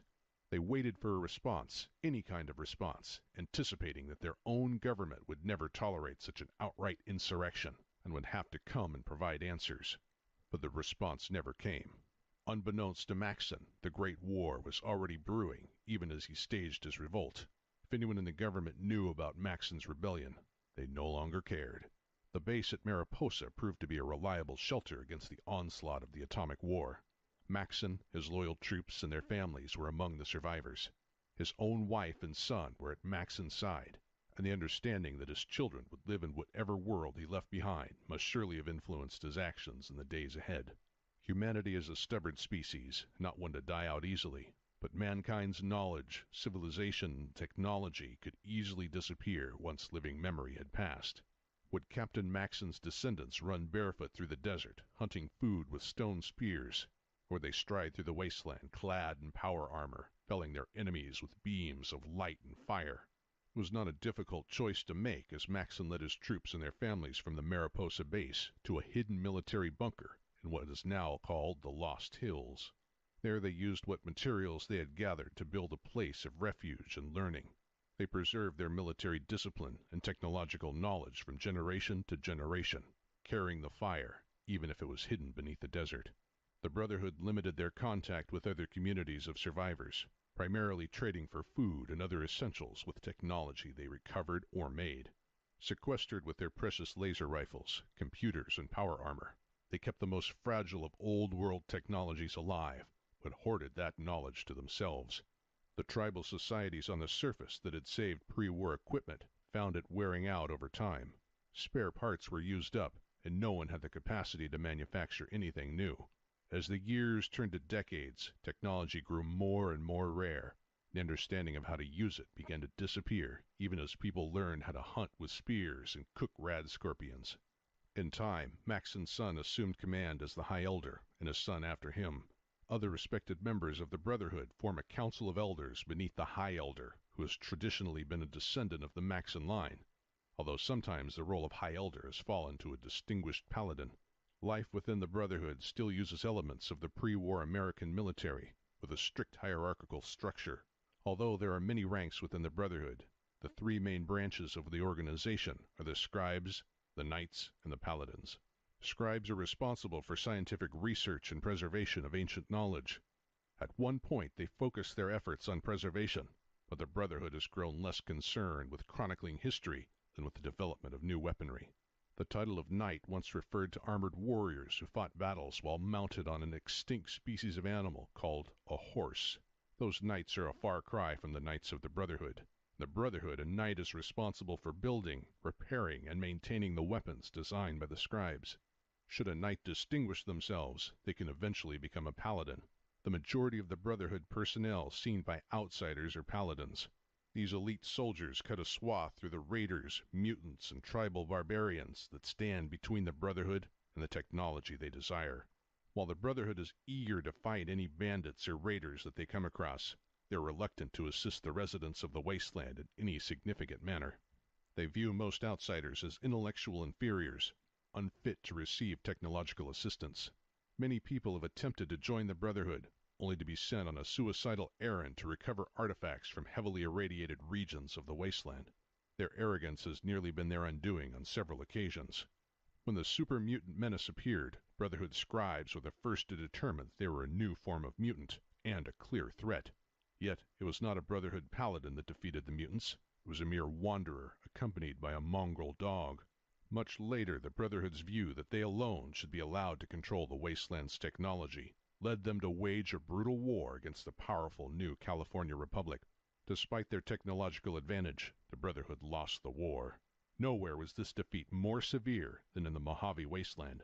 Garrisoned at a pre-war solar power station, the elder of the Mojave chapter attempted to unlock its dark secrets to use against the NCR in the war.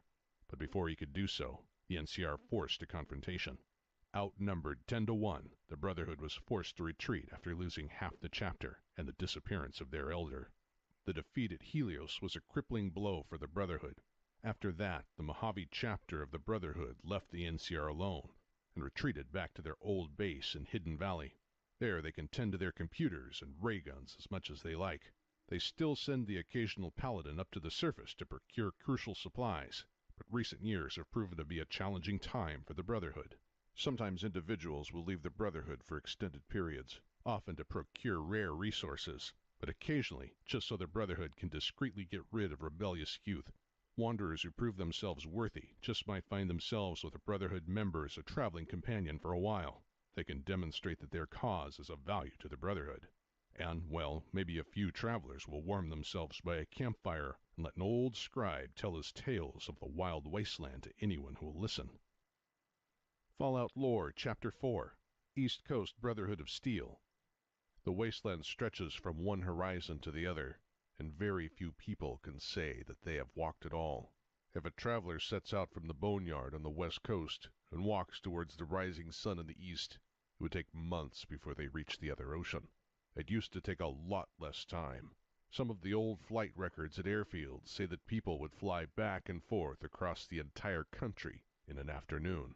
Not many of those flying vehicles made it through the Great War intact, and the people who use them aren't likely to take on passengers. The roads used to be smoother, and people built a steel bridge over every little river that got in their way.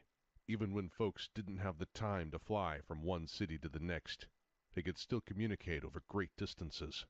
At the time of the Great War, this was done through wireless satellite transmissions, but even 400 years ago, people could communicate all the way across the country with a network of wires that were strung up on poles that lined the highways and railroad tracks. Some of those poles are still standing today, but the wires don't go anywhere anymore. So today, if you want to know what's happening on the other side of the horizon, there's only one way to find out. Go see for yourself. For the typical settler who just wants to survive the day, that isn't a concern. Lots of people go their whole lives without traveling more than a few days' walk from the village where they were born. But for organizations like the Brotherhood of Steel, long-distance travel and communication are on the front burner. The Brotherhood of Steel has taken it upon themselves to preserve the technology of the old world. There's plenty of old gizmos and gadgets out in New California, but the truth is, the capital of this nation used to be out on the East Coast. A few decades ago, in 2254, the Brotherhood dispatched a military contingent to the east to recover advanced technologies from cities and bases dotting the eastern seaboard. A promising paladin named Owen Lyons was chosen to lead a force that would learn what had become of Washington and the surrounding area. After months on the road, the first reports from Lyons weren't promising. They passed through a hellhole that was appropriately named the Pit. This pit of human misery fared worse than most after the Great War. Pittsburgh is what they used to call it back then. Lyons led a scourge of the city, killing any who fought back. Something was recovered that day, but only the Elder knows what it was. When the Brotherhood left the desolate city behind, the caravan carried 20 unmutated children saved by the troops. This was the first of many unconventional moves from Paladin Lyons. He not only rescued those children, but he defied tradition and made them initiates in the Brotherhood. Most of the people in the Brotherhood are born into it, descended from their ancestors that helped form the Order 2 centuries earlier. To some, that made Lyons a hero. To others, a pragmatic leader who needed the extra hands. And a few people saw him as a mongrel-loving traitor to the Brotherhood. The capital expedition didn't stop with the Pit. They pressed on into a region called Maryland, fighting raiders and slavers wherever they found them, until they came to what was once the capital city of this land. And what they found didn't fill them with hope. Aside from slavers, raiders, and feral ghouls, there are also some of the biggest super mutants they'd ever seen. All of them full of rage and ready to attack on sight. This was nearly 100 years after the Master's super mutant army had been scattered, and Washington had the worst infestation of them Lyons and his soldiers had seen. The disorganized band of humans were no match for the mutants. Out east, people live in pathetic little villages built in the ruins of highway on-ramps, the basements of pre-war monuments, and even some crazy folks had built a town out of the husk of a bomber plane, complete with a nuclear bomb right in the middle of town. There was no organization that could stand against the mutants. The Brotherhood fought their way into the center of Washington, hoping that some remnants of the old world government might be there. But the whole town was mutants through and through, dug in right in front of museums that housed priceless artifacts from the old days. Mutants walking the halls of the old Capitol building, where great men and women once wrote the laws that defined their civilization. And the biggest letdown of all was a funny little building with 5 sides. Used to be the headquarters of America's military, back when the military was all that mattered. Lyons found the building had been hit pretty hard. Just 5 crumbling walls around a courtyard. But that's when the Brotherhood's luck turned. Those folks that built this Pentagon built parts of it to last.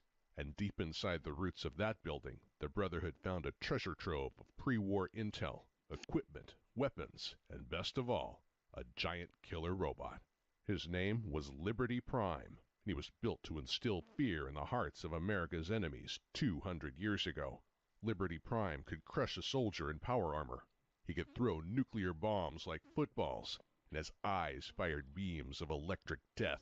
All the while he spouted propaganda to terrify his communist foes and inspire his allies. He was the best toy any Brotherhood scribe could ask for. Liberty Prime never got to fight the commies he hated so much. A machine that big, with integrated energy weapons and computing power to control it all autonomously, it was too much even for America's most fanciful engineers. It took the Brotherhood's most brilliant scribes 20 years to get the thing running, and even then they needed help from civilian scientists who had been working on another equally complex project nearby. But there were other concerns apart from the daunting task of making the robot function. During those 20 years, Lyons and his followers fought a hard war of attrition against the super mutant scourge that plagued Washington. They built up the ruins of the old Pentagon into a fortress that they called the Citadel. They recruited the locals to bolster their ranks and built up the finest army that Washington had seen in 200 years. The goal of plundering pre-war military installations became less important to Lyons. How to best defend the people around him filled his waking thoughts. In time, some members of the Brotherhood felt that Lyons had abandoned their original goal of recovering the lost technologies of America's capital. That included the main chapter of the Brotherhood back west, but also some of Lyons' own men. These men abandoned Lyons, formed a band of outcasts, a name they wear proudly to this day. These outcasts took over a pre-war military base on the outskirts of the city. From there, they keep up the Brotherhood's original mission of gathering rare technologies from around Washington, D.C.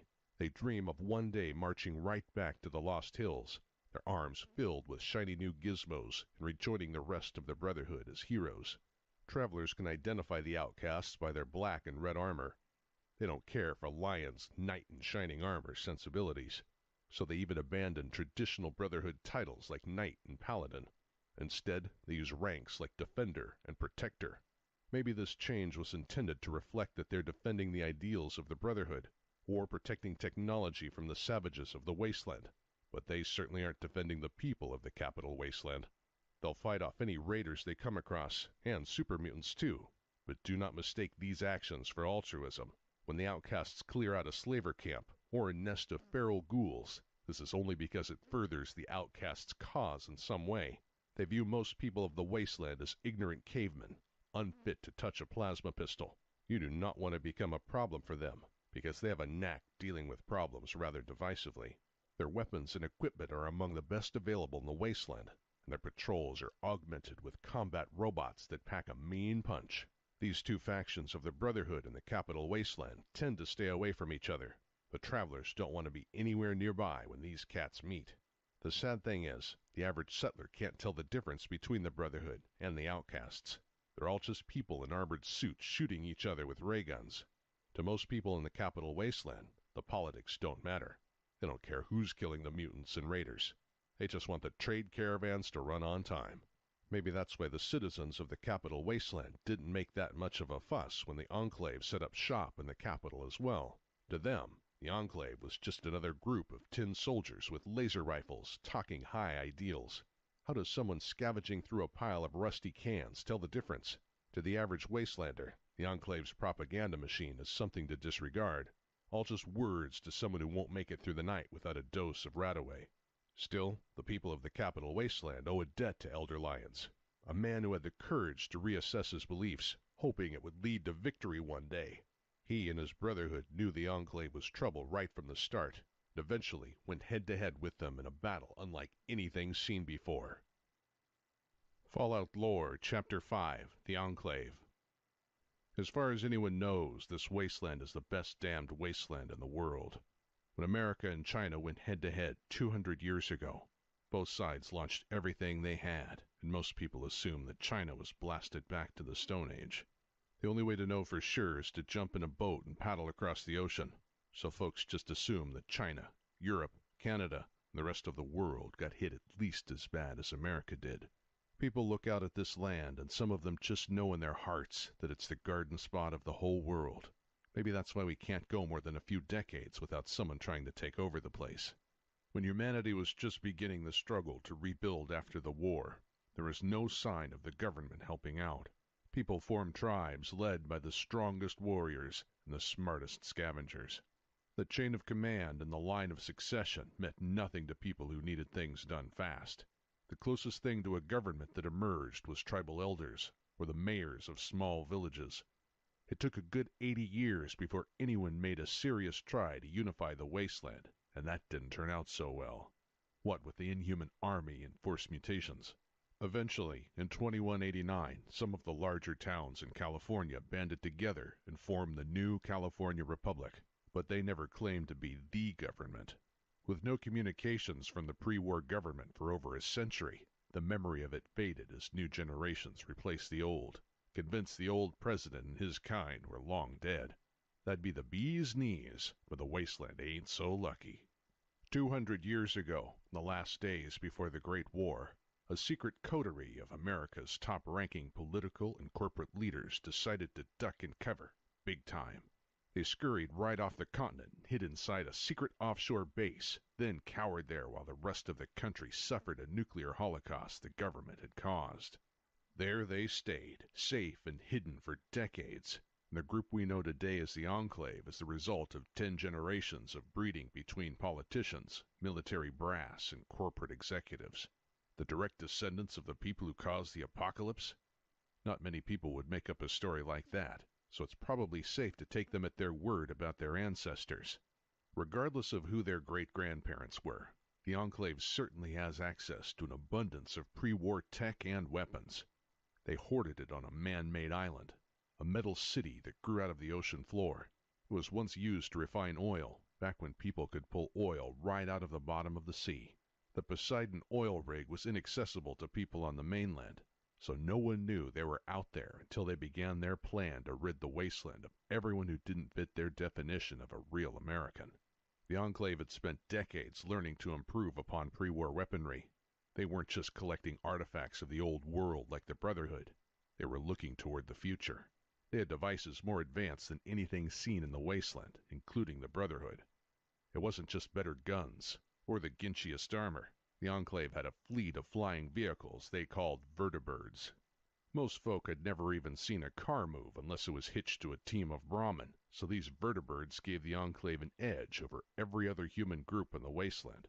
They could send in drop teams to kidnap whole villages at a time to use as test subjects. They could suddenly appear at remote locations, then just as quickly disappear. Most importantly, they could travel to and from their offshore base secure in the knowledge that no one could follow. Well, almost no one. There was a person back then who seemed to have a knack for getting vehicles up and running again. People who lived in the den swear up and down that somewhere around 2242 they saw a person in a vault jumpsuit driving around in an old Christless highwayman, with a big green mutant taking up the entire back seat, and a cyborg dog poking his nose out the window. That's a sort of tall tale that would be easy to dismiss, but it happened in the same year someone managed to get a ship seaworthy again. They sailed that tanker right out into the ocean to the Enclave's base and took them down. Stories like that, they fill a body with hope. Maybe with enough work we could all be driving around in pre-war cars, living the good life. In a way, that sort of hope for the future was what the Enclave wanted, and they got it at the cost of their own lives. Their ambition was their downfall. They weren't content to live out their lives in prosperity. They had to take back their country from the people they viewed as subhuman. To do so, the Enclave engaged in the sort of daredevil science that brought about the end, the Great War. They engineered a virus tailored for genocide, performed inhuman experiments, and even took to playing God by creating a species of intelligent deathclaws. Just like their ordinary brethren, they were giant beasts that could rip a man in half, but smart enough to think like you and me and even mimic human speech. But even Deathclaws were nothing when compared to the Enclave's deadliest creation, a man named Frank. It's hard to say just what Frank Horrigan was. People who saw him in person tended to die quickly and gruesomely. At some point he must have been a man, a brutal killer, but still human. When the Enclave discovered the old Mariposa military base and the forced evolutionary virus bats within, Horrigan was exposed by accident. He was among the first of a new generation of super mutants created years after the Master's downfall. The arrogance of the Enclave's leaders led them to believe that they could improve upon the virus. The FEV and Horrigan were used for horrid experiments that would make the Master cringe. When they could learn no more from his suffering, the Enclave turned Frank into their most devastating soldier, a mutated cybernetic terror encased in their finest power armor. But he was just a tool, a means to protect the project, a vile scheme to kill everyone outside the Enclave worldwide, using a modified form of the Master's virus, dubbed FEB Curling 13. It's hard to imagine how anyone managed to defeat arguably the most dangerous being to ever walk the wasteland and bring down his Enclave masters. But somehow, the chosen one of an obscure northern tribe destroyed the Enclave oil rig just hours short of the virus's release, forcing the Enclave to flee New California. Leaderless and directionless, they soon rallied behind Autumn, a senior scientist who was contacted by a new Enclave president. Didn't take long for the remnants to reach the East Coast with their vertibirds. They had no fancy oil rig this time. They soon nestled into Raven Rock and Adams Air Force Base, pre-war bases that were nearly as impregnable. They changed their routine in Washington, D.C., promising that they could guide America back to the golden age of malt shops and drive-in movies. On the West Coast, they had a man who claimed to be the rightfully elected President of the United States. But by the time they reached the capital wasteland, things had changed a little. Now their president remained unseen and only addressed the public through a swarm of floating propaganda robots that spewed stars and stripes forever, along with political rhetoric so hollow that it sounded like it was written by a random word generator. The war for control of the capital wasteland was a trial for the Enclave. Bereft of their island fortress, without the unstoppable brutality of Frank Horrigan, they had to fight a hard war to gain territory. The Brotherhood of Steel had a strong presence in Washington, D.C., and super mutants roamed the streets looking for humans to abduct. The Enclave still had their technological superiority, and their vertibirds. They even took control of pre-war satellites and could fire missiles that had been waiting in the sky for hundreds of years. But their greatest weapons were deceit and manipulation. The Brotherhood relied on a local wanderer for help in combating the Enclave. It is possible that the Enclave managed to convince this individual to implement a more subtle plan that could accomplish their goals even after their repeated defeats at the hands of the Brotherhood. Yet, it did not save them. In 2277, following their disastrous defeat by Liberty Prime at the Purifier, the Enclave was shattered again. With its leaders dead or missing, its major strongholds were soon annihilated by Brotherhood strikes. The few surviving members probably wished that they had stayed hidden on their private island out in the Pacific. Time and time again, their arrogant assaults on the wasteland have resulted in humiliating defeats by near-human savages. Now the once mighty remnants of America's elite have been reduced to a handful of wistful old men hiding out in the wastelands, trying to escape their past or the NCR hunting them. They have laid their armor, weapons, and vertibirds to rest, hoping at one last chance to relive old glory. Most gave up on the Enclave's vision of the world and settled down to live quiet lives, getting as much peace as a person can in the wasteland. Travelers who visit a certain old motel in Novak can speak with a former Enclave pilot who isn't as bad as the legends make the Enclave sound. She's a tough old broad, but she's no Frank Horrigan. Out east, the Enclave continues to operate in small bands that harass the Brotherhood and anyone else who strays too closely to their remaining outposts. But they are devoid of leadership or any long-term plans. In the west, sharp-eyed travelers can sometimes spot the rusted hulks of crashed vertibirds.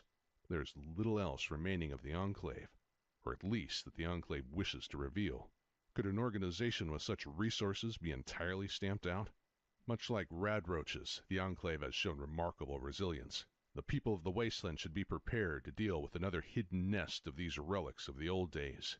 For now, the Enclave has joined the ranks of those who fancied themselves the rightful rulers of the wasteland. Their glory has faded along with that of others like the Master, but it seems like some lessons are never learned. There's always someone new looking to claim our wasteland as their own. Fallout Lore, Chapter 6, The New California Republic. Humility is a virtue in the wasteland. One will not find dignity when scavenging in a pile of rubble.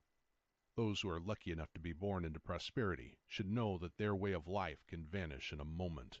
Likewise, those who come from humble beginnings must believe that they have the potential to build empires, lead armies, or heal the world around them. Each generation has seen would-be conquerors who seek to forge their own utopia from the ashes of the old world. But the most successful attempt at rebuilding has come from the most humble of origins. Shady Sands. Sounds like the sort of thing you'd read on a pre-war postcard. A tropical getaway for bored families in the old world. But Shady Sands was actually a little village in California, made up of the people who came out of one of the vaults. Lucky for them, their vault, number 15, wasn't so bad, at least when compared to some of the other ones. It was designed to open 50 years after the Great War, and its inhabitants were well supplied, even though they were deliberately made up of people who Vault-Tec knew wouldn't get along. They managed to keep from killing each other till the doors opened. Then most of Vault 15's inhabitants tore through the wasteland, forming some of the worst raider gangs the wasteland would ever see. Even the great cons today can trace their heritage back to the hooligans who came out of Vault 15. Not all of them are troublemakers like the cons, though. Quite a few decided to settle down and build a farming town. They had some gadgetry from the vault that made Shady Sands a prosperous little place. But that prosperity also made them a target. Raiders attacked Shady Sands without mercy, even going so far as to kidnap the mayor's daughter. Superstitious folk will say it was destiny that brought the Vault Dweller to Shady Sands at their time of need. Or maybe it was just because Vault 13 happened to be located nearby, and people are always in need. For whatever reason, Shady Sands was the first place that tested the now famous Vault Dweller. This was before that kid from Vault 13 became the hero of the wasteland. The example set by the heroics of the Vault Dwellers stuck with the people who lived in Shady Sands. Folk like Eridesh, Tandy, and Seth, names that will go in the history books once someone starts writing down history again. Junktown, the Hub, and other places that the Vault Dweller passed through all felt the same call to be a part of something greater. The mayor of Shady Sands, Eridesh, guided the most influential communities of the 22nd century, formed an alliance. Each one had played some small role in saving the wasteland, and this brought them together. In those early years of this new California Republic, even the Brotherhood of Steel was an ally, their original headquarters being right in the heart of the NCR. That alliance lasted about as long as you'd expect, but it shows that the Brotherhood and the NCR could get along, as long as there was no fancy pre-war tech in dispute. Eridesh was made president for life of the NCR. He lived a good long life, but like many old men, he wanted to head out on a few final adventures before death came calling. He disappeared out in the wasteland one day, probably looking for his old friend, the Vault Dweller. We're not sure exactly how it ended for Eridesh. When they write those NCR history books, they'll probably make up something suitably noble and heroic for his last adventure. With Eridesh gone, the natural successor was his daughter Tandy. The official records don't like to dwell on the way that President Tandy once had to be rescued from the cons by the Vault Dweller. Getting kidnapped wouldn't seem very presidential, but that sort of humbling experience helped mold her into an ambitious leader who was wise enough to know the dangers of the wasteland around her. She led the NCR until she was nearly 100 years old, a ripe old age for someone who never mutated, and she spent the whole time trying to unify the towns north of the NCR. While places like the Hub and Boneyard were glad to join the NCR, up north things were a bit trickier. The Republic had access to some pre-war tech from Vaults 15 and 13, but that was nothing compared to the wonders of Vault City. Vault City was the community that surrounded Vault 8, and it was the embodiment of everything that Vault-Tec had promised people before the war. It was one of the few vaults that opened right on schedule, just a few years after the war, and the happy people inside emerged to build their own private Garden of Eden, with a little help from Vault-Tec's Garden of Eden creation kit. The folks that ran Vault City had a stranglehold on their territory. They had the finest medical equipment available, and a security force to defend it. Plus, plenty of outsiders who were willing to become servants in exchange for a safe place to live. They didn't need to be part of this new California Republic, and neither did nearby towns like New Reno, Redding, and Broken Hills. Even the NCR's mother vault, Vault 15, had fallen into disrepair by the time that Tandy was nearing the end of her presidency. And Vault 13, well, the original inhabitants had been relocated by the Enclave, and a new group of occupants had taken up residency. Good conversationalists by all accounts, but not the sort that most people would want as neighbors. The NCR was so keen on expanding their territory that they even resorted to playing dirty tricks on Vault City to get them to join and share their medical supplies with the rest of the Republic. For all its good intentions, the NCR was heading down a road to the cutthroat politics of the old days. The wasteland isn't prone to unity. Many would-be rulers discovered that the hard way, and it was a lesson the NCR was all too familiar with. Eventually, with the aid of a descendant of the Vault Dweller, Tandy managed to pull the northern towns together. It was a good thing she got them organized in time, because the NCR was the only force capable of clearing out the last of the Enclave's operatives after the destruction of the Poseidon oil rig. In the years since, the NCR has had a series of presidents, none of which managed to rule with the insight of Eridesh or Tandy. The new leadership has still added some territory to the Republic, though. Parts of Nevada, Arizona, Oregon, and Mexico, too. With the Pacific Ocean to the west, that only leaves the east for further conquest, and the current leadership of the new California Republic had been steadily spreading their influence through Nevada and Arizona for years. Other factions had long since held territory there too, like the Brotherhood of Steel.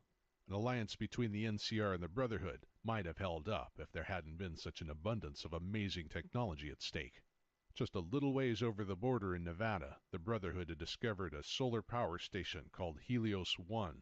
It not only had the potential to provide energy for half the wasteland, but it also controlled an orbiting satellite that could focus sunlight into a deadly beam.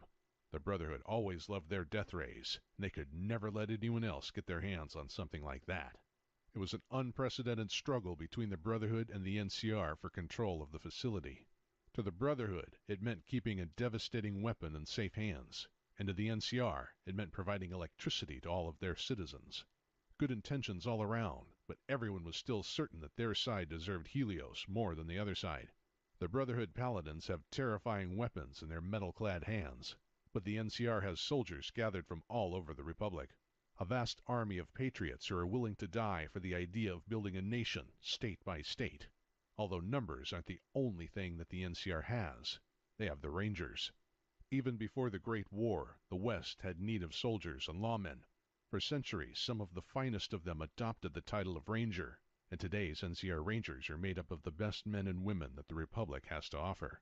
They fight to bring law and order to this new West. That's a powerful motivation for those who can temper their optimism with resolve. The Rangers aren't feared because of the power of their weapons or the sophistication of their armor. The Rangers are feared because of their skill and relentless loyalty to the Republic. They aren't born and bred for this elite position like in the Brotherhood or the Enclave. The Rangers are but humble soldiers who volunteer for the privilege of serving their fellow man.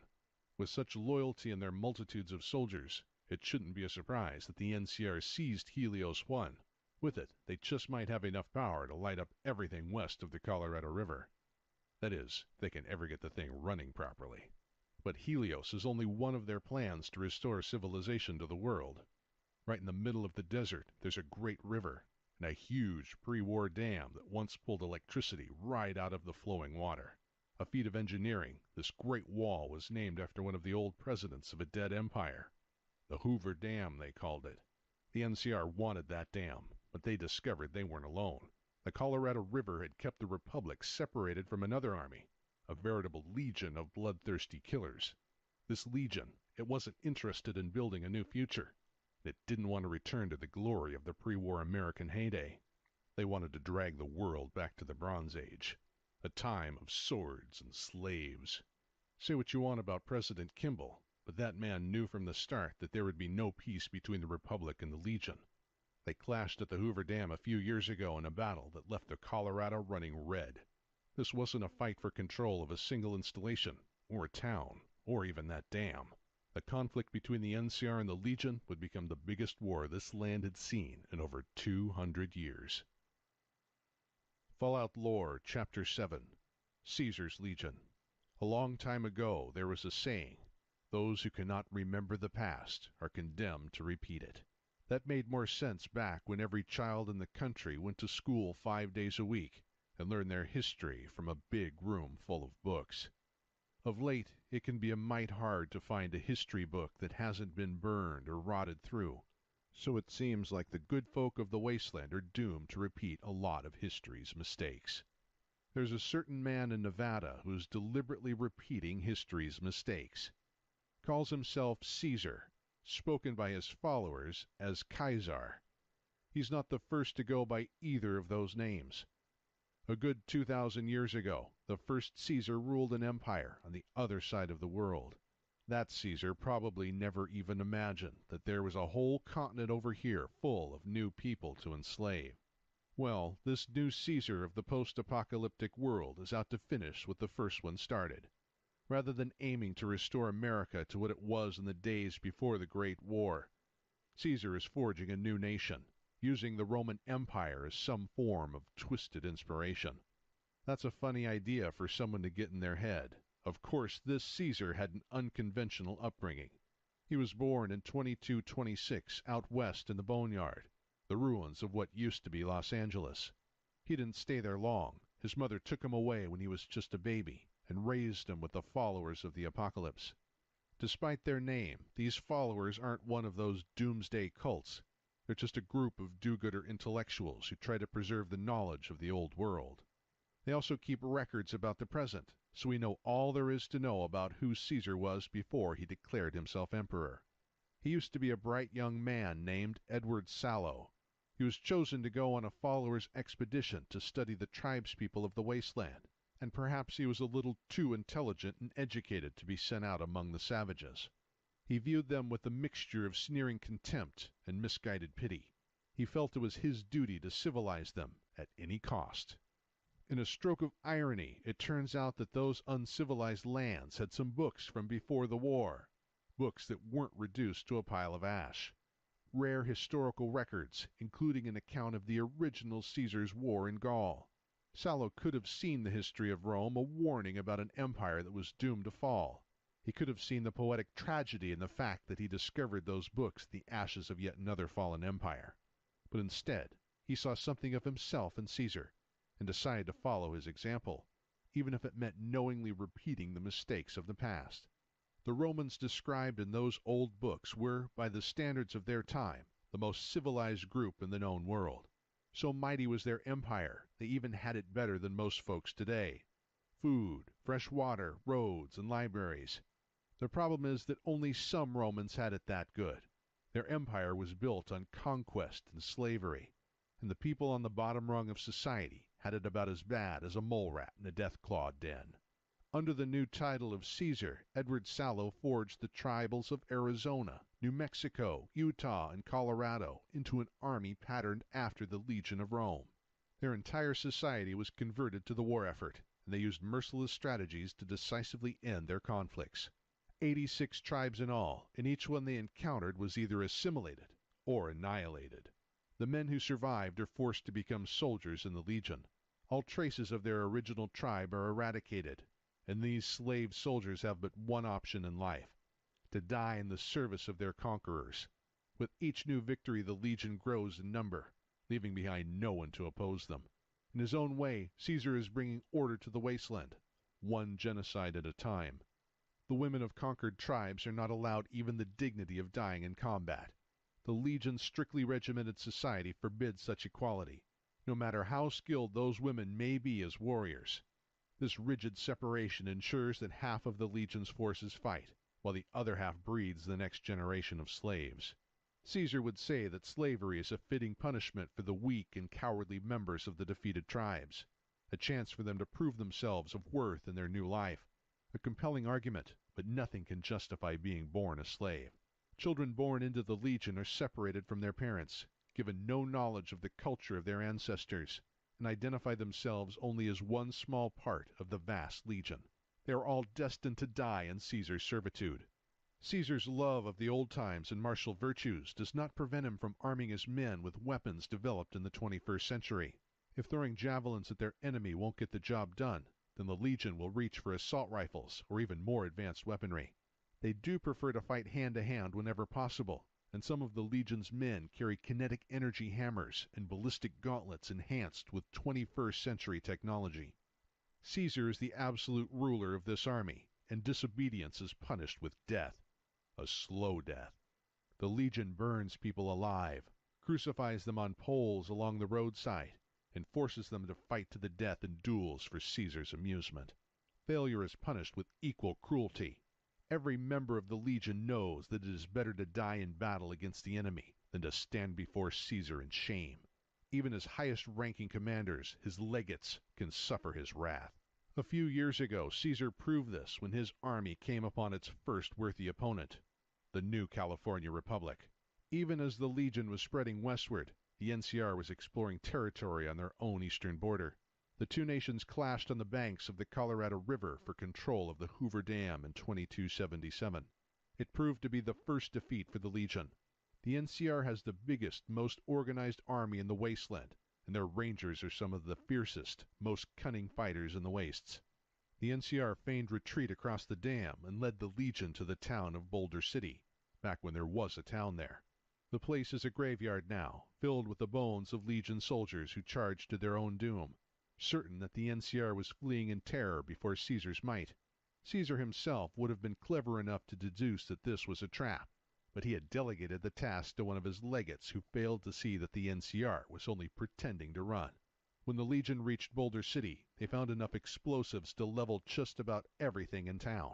Even with the loss of over 100 soldiers during the battle, the NCR managed to rout the Legion and secure the dam and leave the Legion stuck on the other side of the river. The legate who organized that disastrous attack learned just how terrible Caesar's fury can be. He was one of Caesar's oldest friends, Joshua Graham. They met back before Edward Sallow started calling himself Caesar, but that did not earn Graham any mercy. For his failure in the Battle of Hoover Dam, he was set on fire and thrown down the biggest hole in the wasteland, the Grand Canyon. There are tales of people surviving all sorts of fates. Men mutated into blobs of goo without dying. Cyborgs that are more machine than man. Hell, there's even a lucky bastard that survived having a tree growing through his brain. Then there's Joshua Graham. People swear that they saw a burned man walk out of the Grand Canyon not long after the Battle of Hoover Dam. Might have been Graham. Might have just been an old ghoul out scavenging. Either way, the possibility of Graham still being alive is just one more worry for Caesar these days. Like any emperor, Caesar knows that his military must constantly consume new territory. The Legion produces little and has left nothing but destruction in its wake. The only way for it to survive is conquest. But now the Legion is stalled, camped out on one side of the Hoover Dam, while the NCR waits on the other. Caesar can appreciate the potential of the Hoover Dam. It can generate enough electricity to power the empire he intends to build. For now, though, the Legion prepares a massive force to take it from the NCR. Legionaries cross the river in small groups on barges and have established some camps on the western banks as a brazen affront to the NCR's authority. There are enough Legion soldiers west of the Colorado River to cause plenty of trouble for settlers and soldiers out there.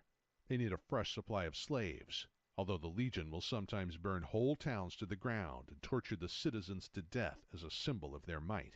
The horrific tales of these attacks help remind people in the West that the Legion is coming eventually. Caesar sees the NCR as a personal challenge, as though everything that's happened west of the river for the last 200 years all happened just so Caesar would have a worthy foe to defeat. And he's definitely up there in that fort of his, planning for the next battle at Hoover Dam. But the dam is only the first part of Caesar's plan, though. He doesn't intend for his army to roam the land indefinitely. He wants to found a new capital city for his empire, and just a stone's throw from the dam is a town that already has a lot in common with ancient Rome. It's a decadent cesspool of every vice that a body can desire. A new Rome, a new Vegas. It's one of the few major cities that made it through Great War without much damage. A place where the walls are high enough to keep out the worst critters the wasteland can throw at them, and the streets are safe to walk thanks to an army of security bots. Not to mention a plentiful supply of leggy showgirls and roulette tables. The problem is, New Vegas already has its own tyrant. He's been there since before the bombs fell 200 years ago, and he plans to stay there for 200 more. Fallout Lore, Chapter 8, Mr. House. They don't make 'em like they used to. Of course, they don't make much of anything anymore. But back before the war, they'd built most things to last. Just about all of the robots puttering around the wasteland were constructed back in the 21st century. The amazing thing is, they're still functional after 200 years. Most of them were made by the General Atomics Corporation. But the Securitrons that are rolling around New Vegas, those were made by a competing company called Robco Industries. It's no coincidence that New Vegas is crawling with Robco robots, because the same man who founded the company back in the 21st century is still calling the shots there today. He's over 250 years old by now, but time hasn't slowed him down at all. He's a real pre-war industrialist, and they don't make 'em like that anymore. Robert House was born in a time when men were only expected to live about 100 years, let alone close to 300. There are a few other unusual individuals out there who've managed to stay alive for that long one way or another. No one's actually seen Mr. House, so some folk think he might have been one of the very first ghouls, gifted with long life, but cursed with a rotting radioactive body. Others think he might be a mutant. The forced evolutionary virus grants indefinite life to mutants, But the first mutants didn't appear in Vegas until decades after the war, and House would have probably died of old age by that time. His associates in New Vegas say he's just a resourceful man who preserved himself somehow, kept himself going all this time on the best life support equipment that pre-war society had to offer. He set up shop inside one of the big casinos on the Vegas Strip back before the war, and hasn't set foot out since. He only communicates through computer screens, so as far as anyone knows, he could be a brain in a jar, or just a sentient computer that thinks it's a man. We do know a lot about House's life from before the war, thanks to history books.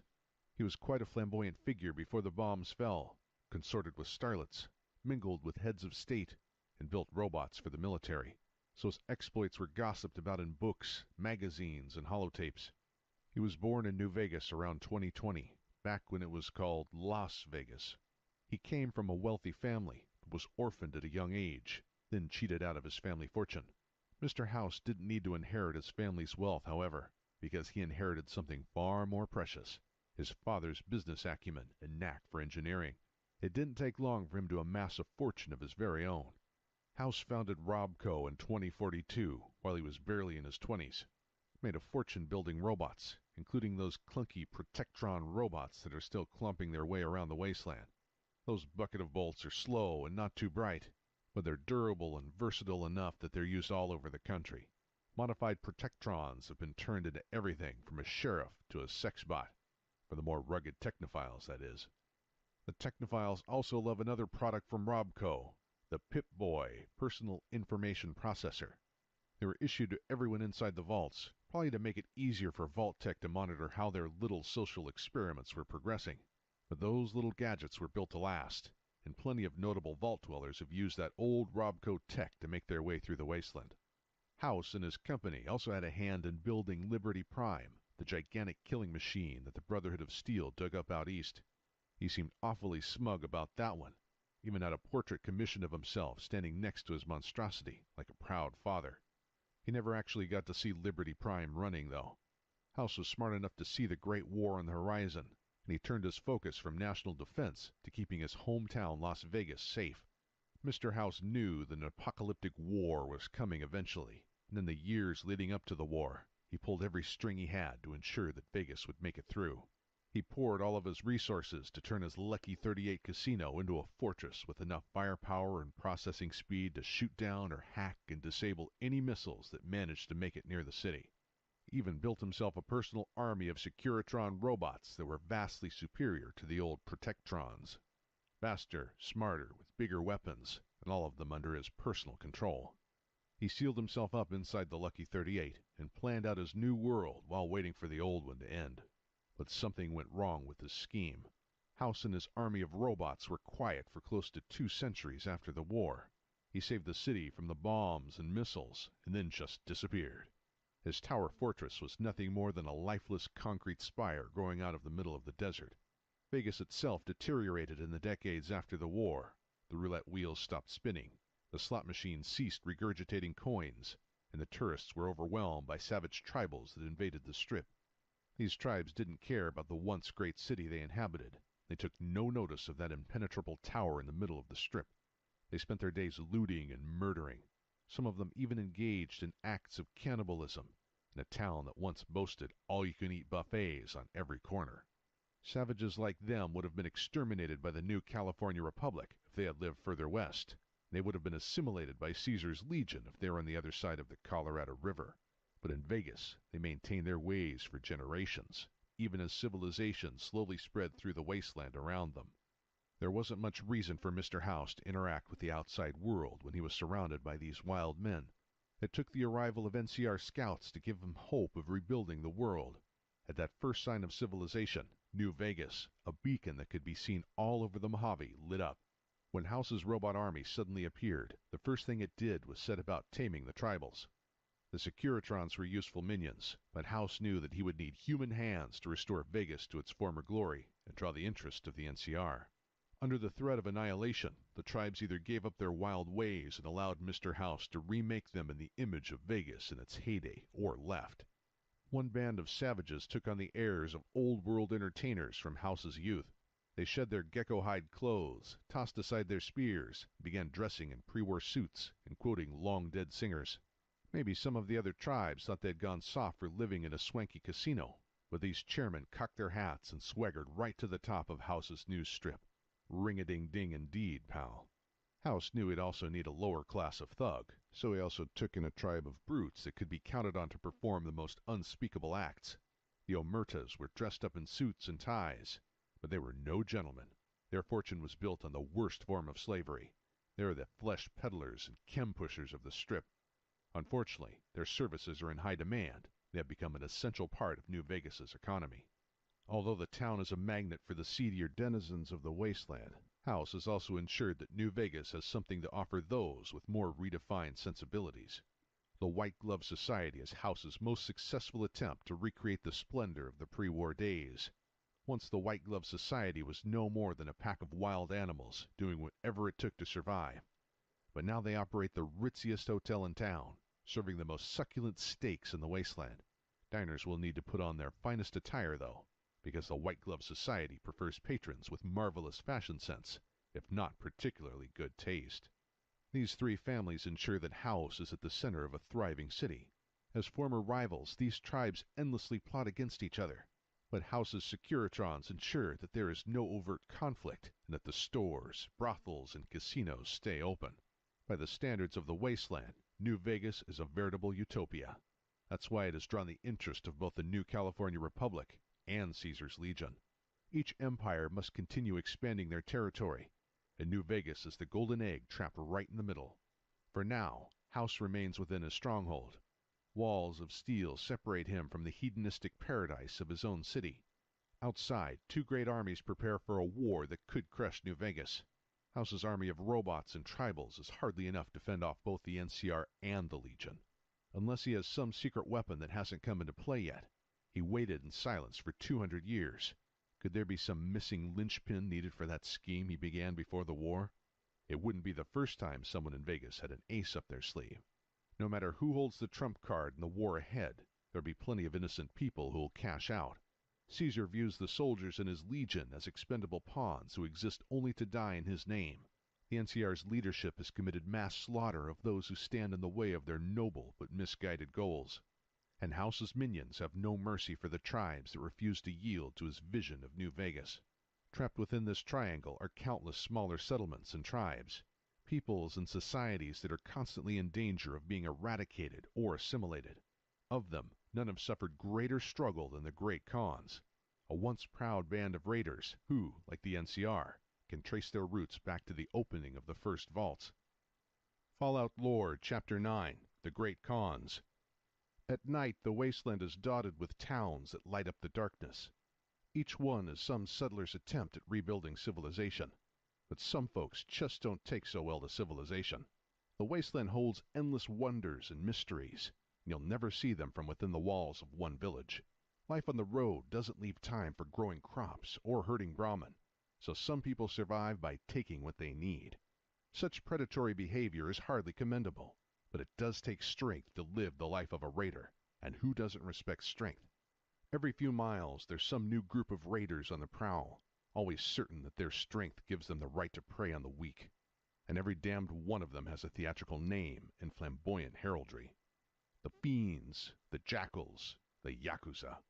Every pack of chem addicts that stumbles across a history book just decides to play dress-up and terrorize the nearest village. Fortunately, most raider gangs don't last long. Entire groups can be exterminated in one fight gone wrong, or the whole lot can overdose on a batch of Med-X that's been cut too pure.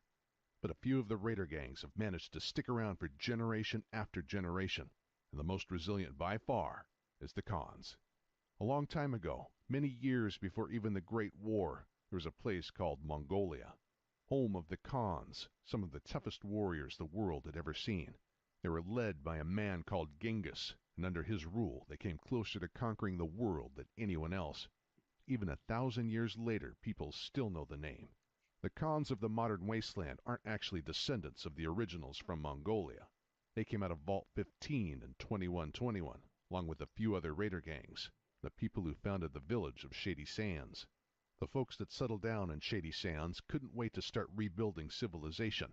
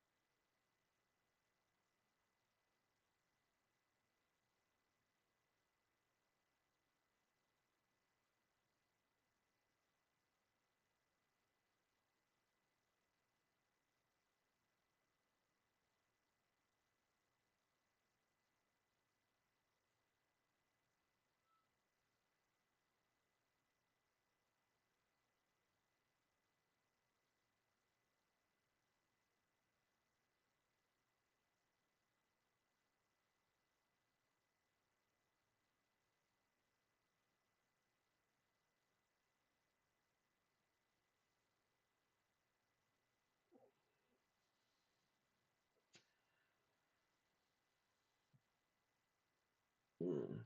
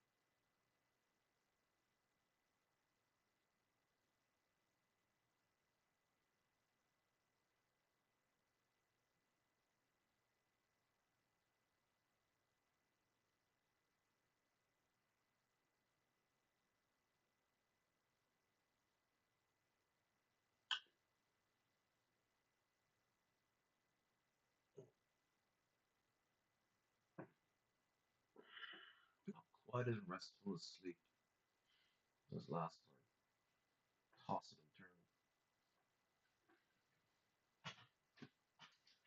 it. Getting there.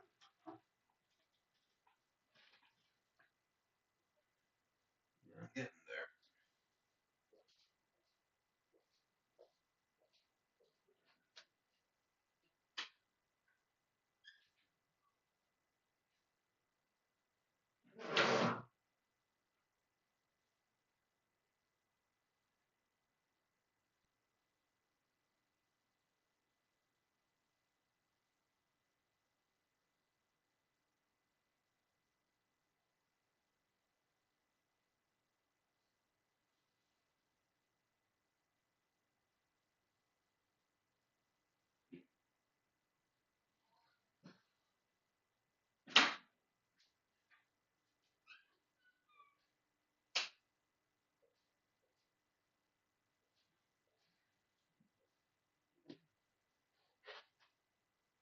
Bed's falling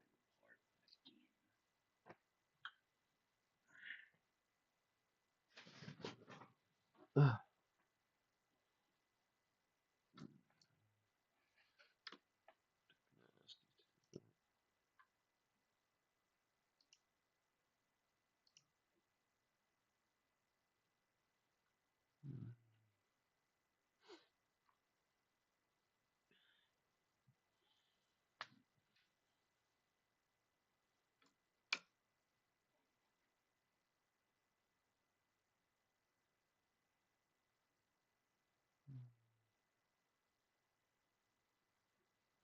More active chat than I was expecting.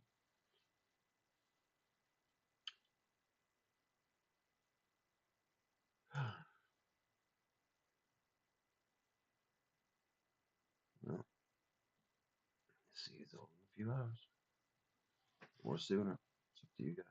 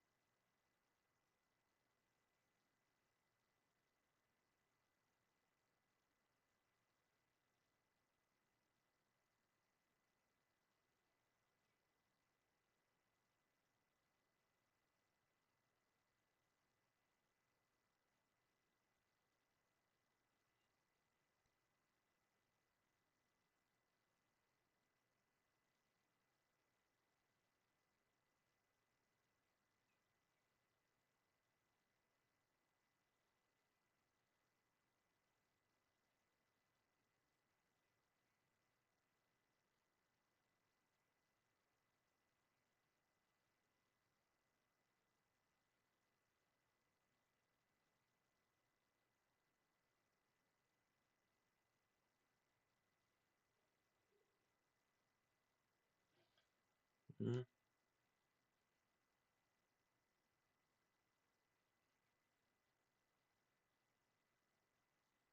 Mm.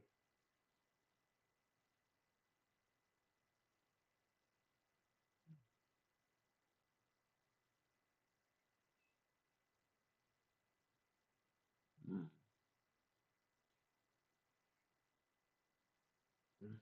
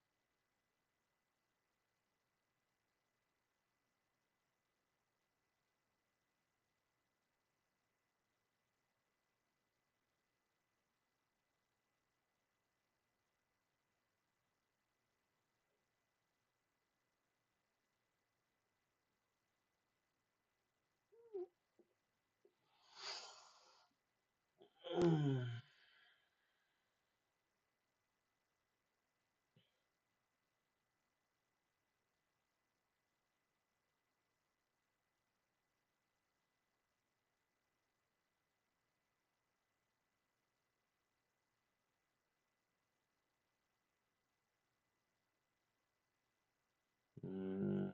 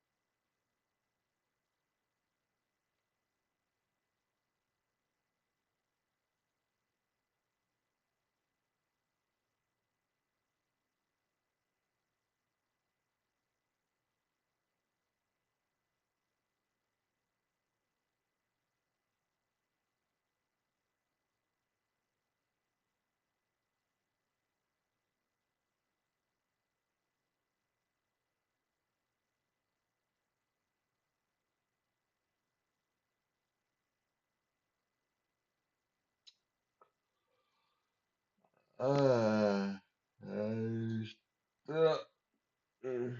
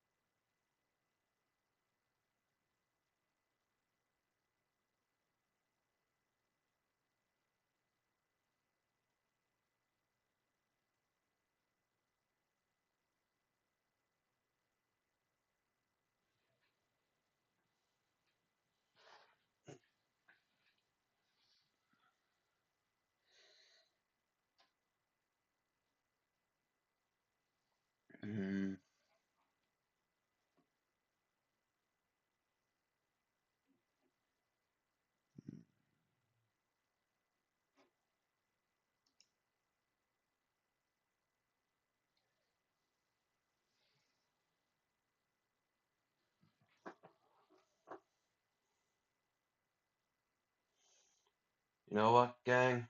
I think I might get up now, or at least I'll go back to sleep. I am officially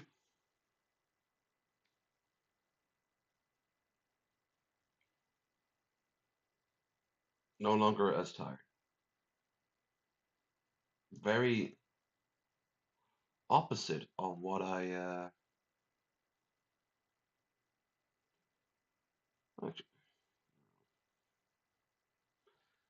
when I try to take a nap if it's like under an hour. If I want to nap throughout the day, I can. That's it. Ugh.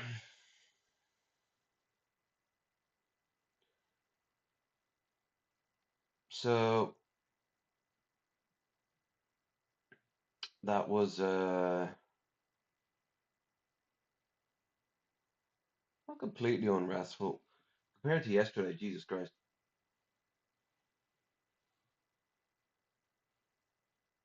Hmm.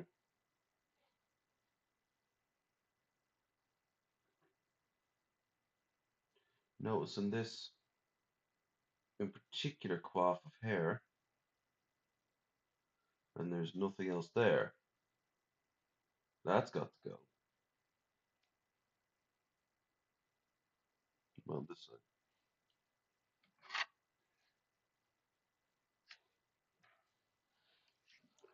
What about on the shoe? Yeah, there too. Well, I suppose they're symmetrical. Okay.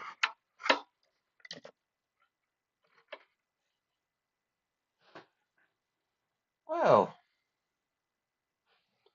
how the chat's been. I doubt anyone's still here. If you are, give us a shout.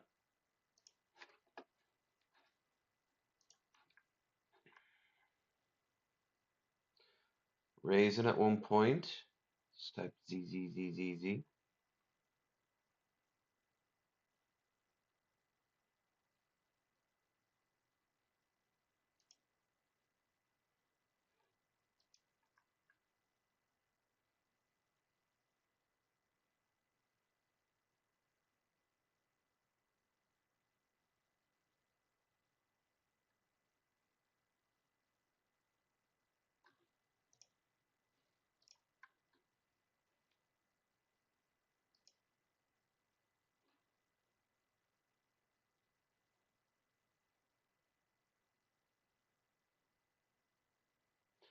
I'm not shocked in the slightest. The numbers have been going down watching.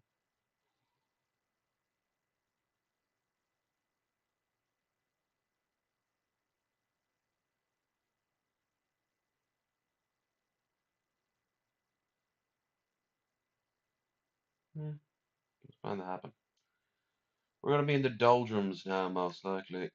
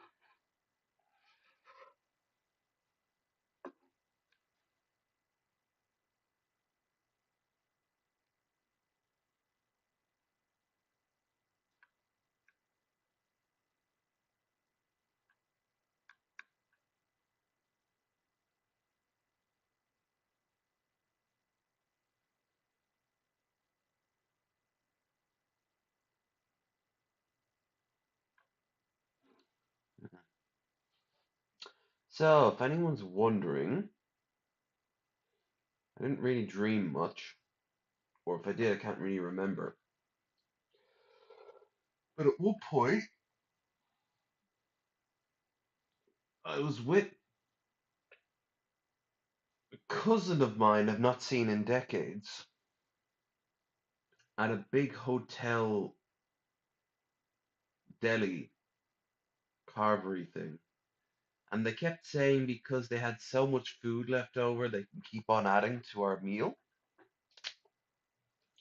So I ended up getting waffles and chicken and really nice looking cream cheese bagel and then Chinese food as well. Weird, weird restaurant. I also did some work with TV people. I know that. Television stuff.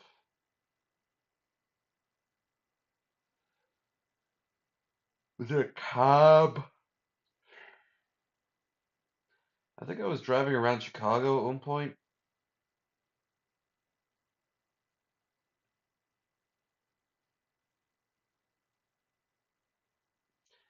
Anyway, I want to tell you what today's has in store.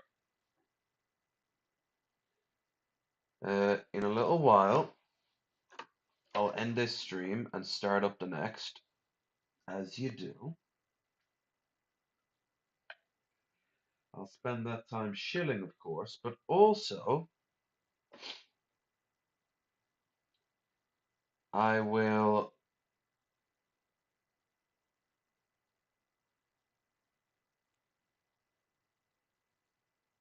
spend that time quickly waffling down some cereal and get myself some tea and coffee.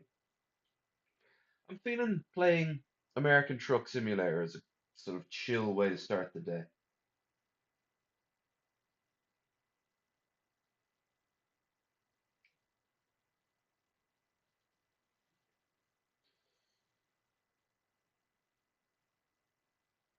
Um, oh God, this here is acting up today.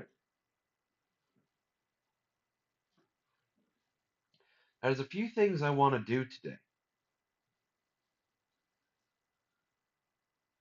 For starters, I really do want to start reorganizing my room. So I'm going to take down the flags and put them up flanking the pictures here. I'll also move, no point moving the bed back into a place where it should be. I will move the table. Let's have this on the side. Obviously do the treadmill, game, YouTube videos.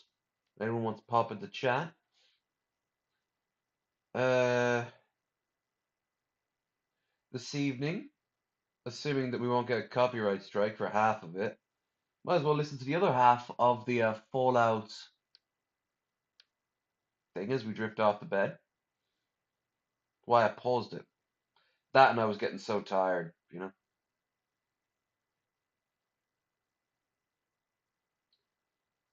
Um,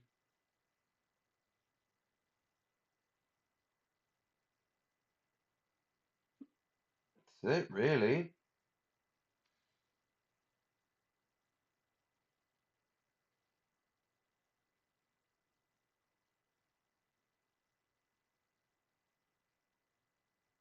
Not really much else I could do with you guys.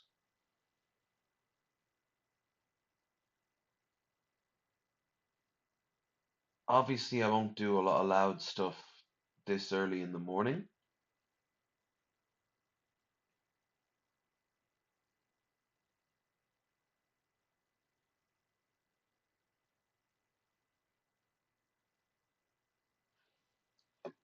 I think what I will do right now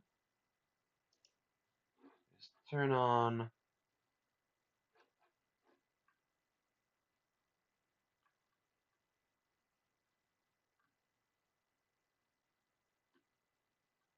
Virtual Cottage.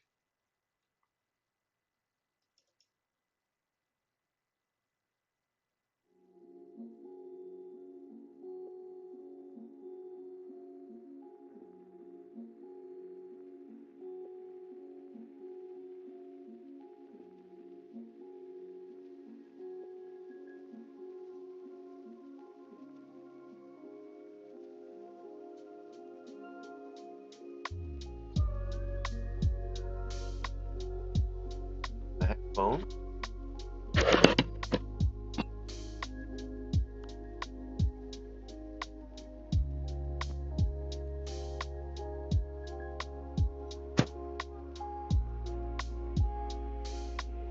It's already on anyway.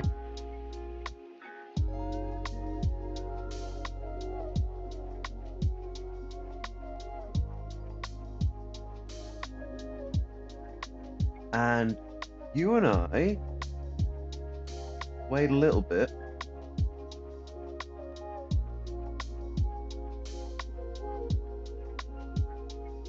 We'll get the thumbnails the rest of the day ready.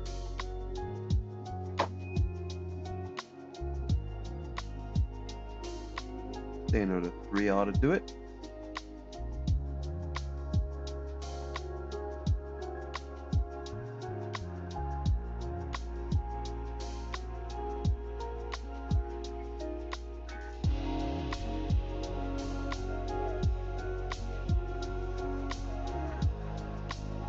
Got one today already finished. Look at the other.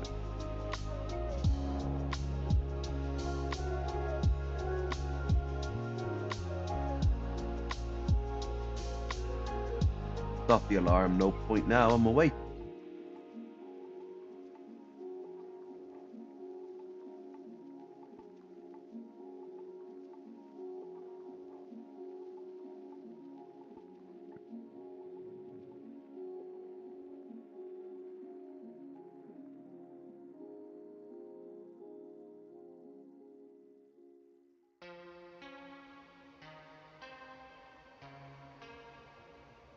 Looking at the chat when I was asleep.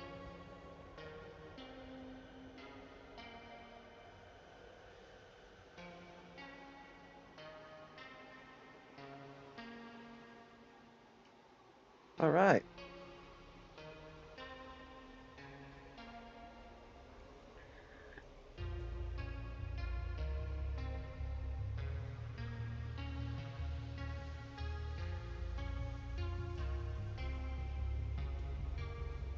That's got a good few amount of views on this. Been streaming for nearly 10 hours. Won't be for much longer, obviously. Start part 4.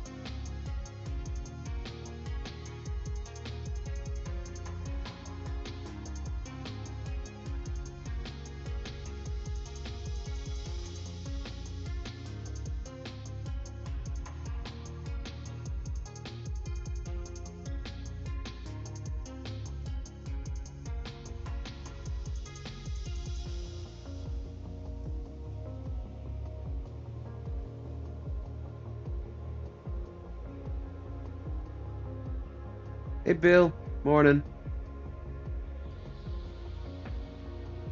Weird, I didn't get as much of a nice sleep as yesterday, but I feel fine. Still groggy.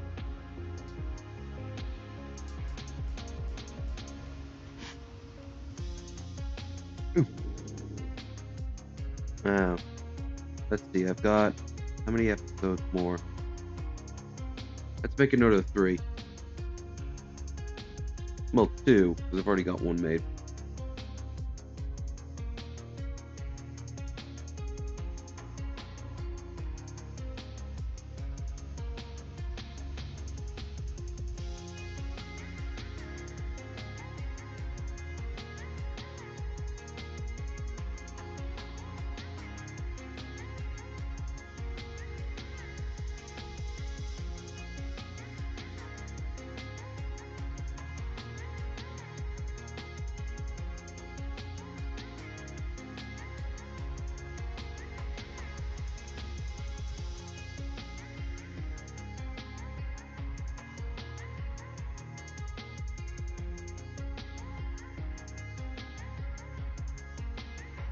All right.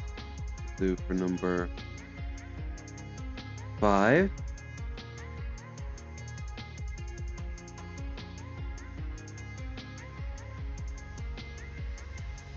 JPEG.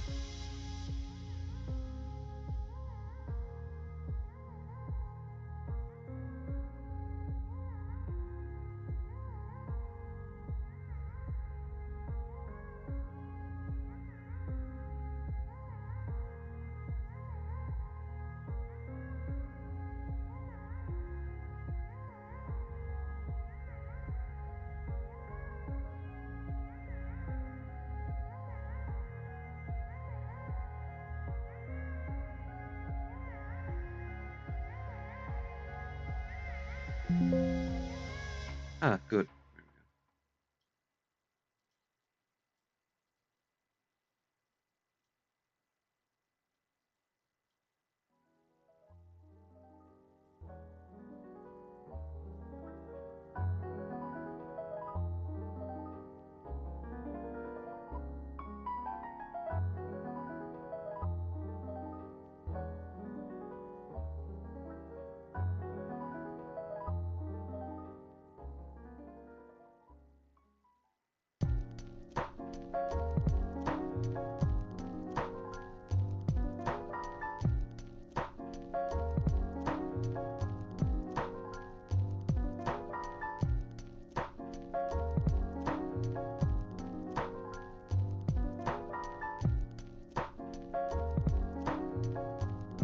Doing anything.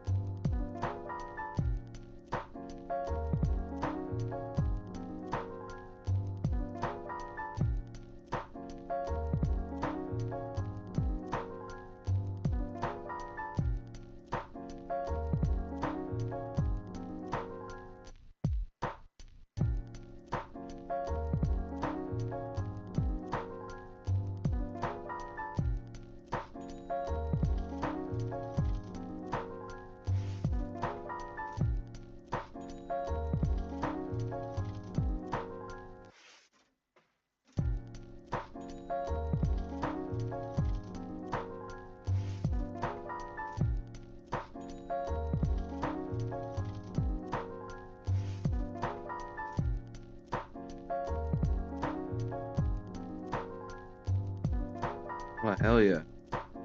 Crystallized.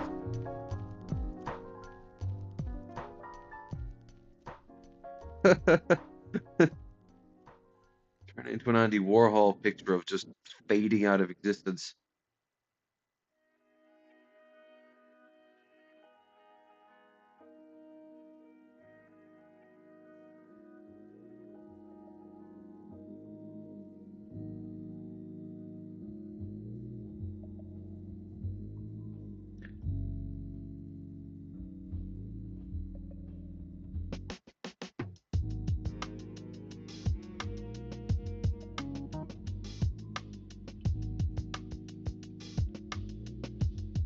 JPEG.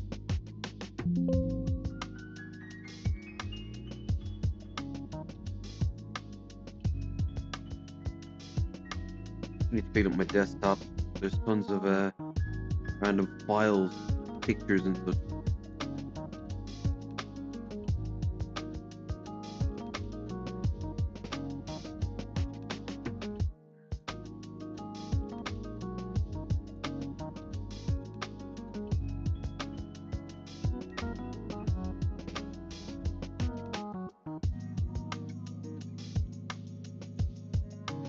Oil.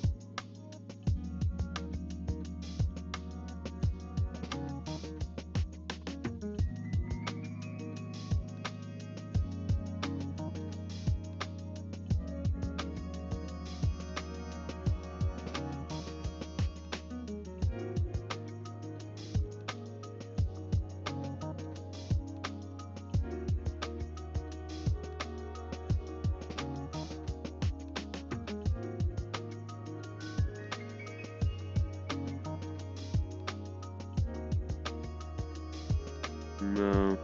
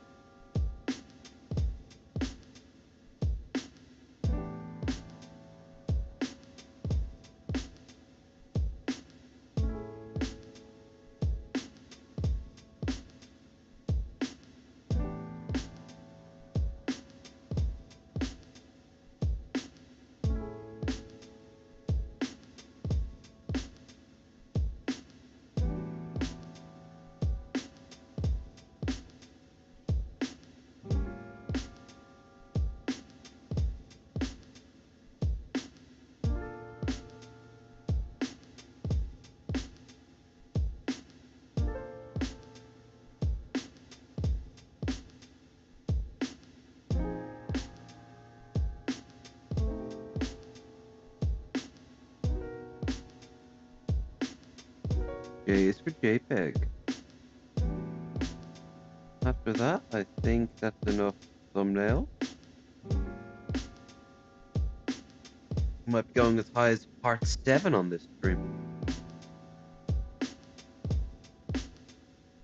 Pretty neat. Mickey Richards. How you doing, Mickey? How you doing? Caught me just after getting some sleep in. And no one had the ball to wake me up with a donation. I feel insulted. I feel like the body is round. It's actually something I could do. No?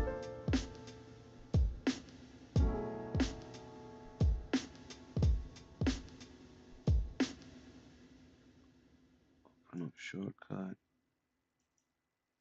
Open up shortcut.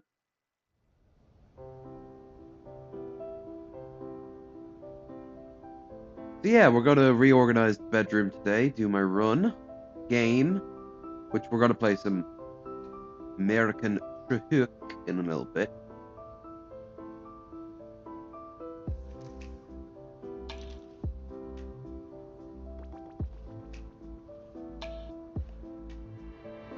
The body is round. The body is round.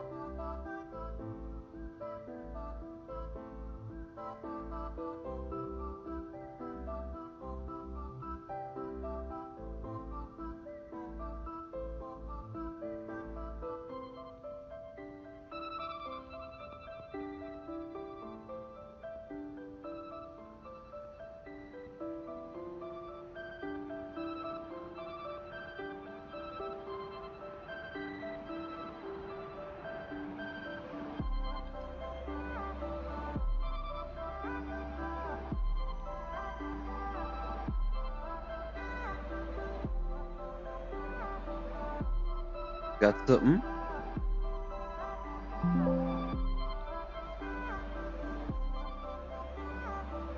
I'm gonna go to OBS now.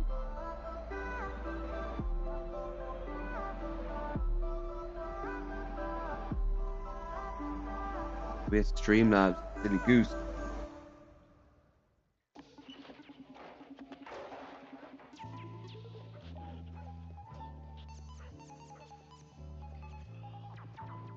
You okay? I can't make it, man. Get out of here. Hey, yo, check.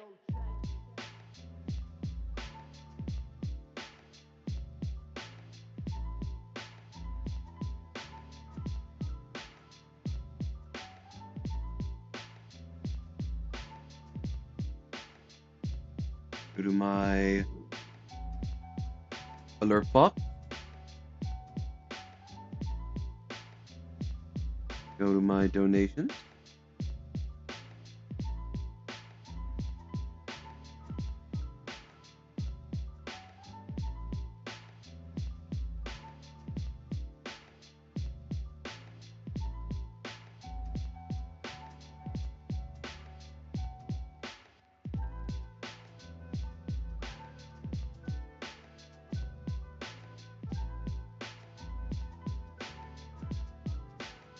Now,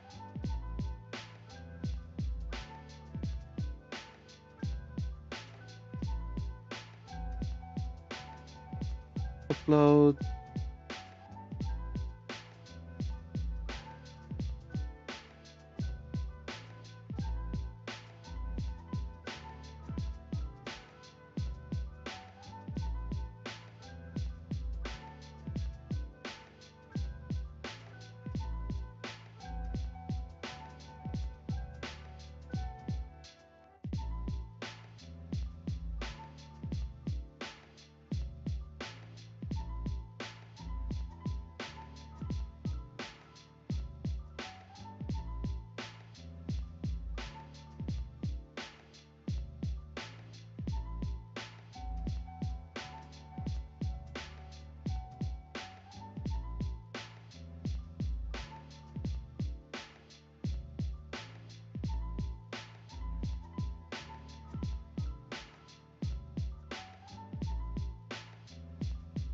Now I need to get the audio from this.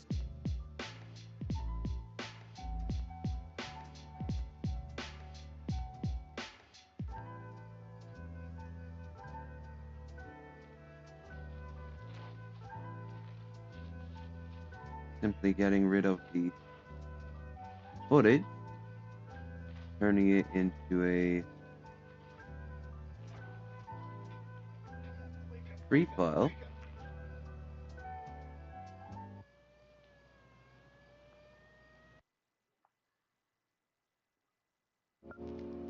Now, I've been meaning to do this for a while now.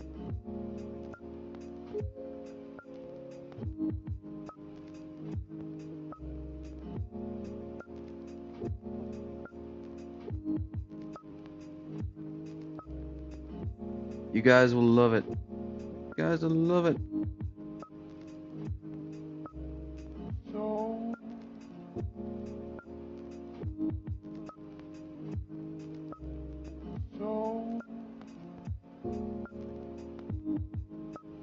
All right, moment of truth. Moment of truth, baby. Moment of goddamn truth.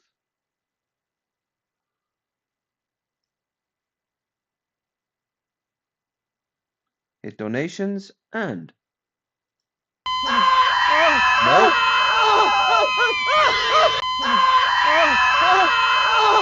And I know exactly why. That's gonna be my night, by the way. This is a test donation for $94. That should have been my night. But say goodbye to Space Ghost. We will see him again. Don't you fret. But The body is round. the body is round. This is a test donation for $38.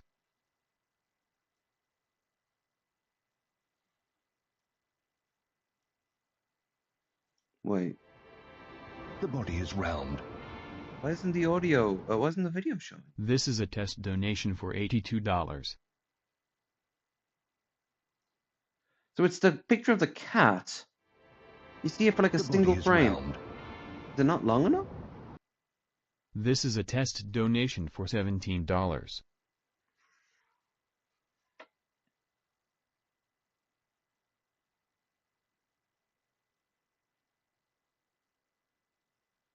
I mean, it should be.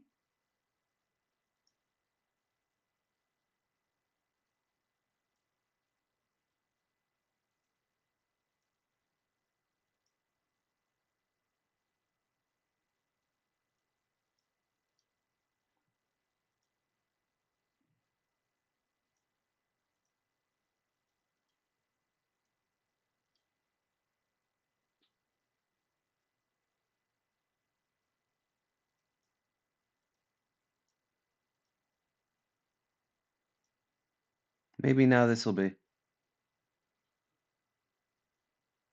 Export file in the form of default.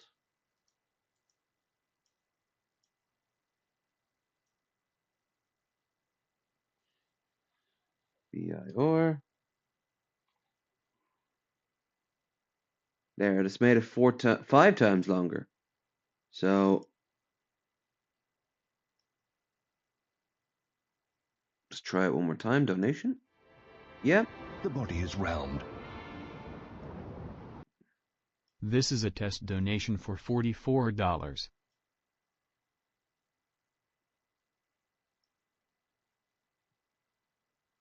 No reason in hell this shouldn't be working.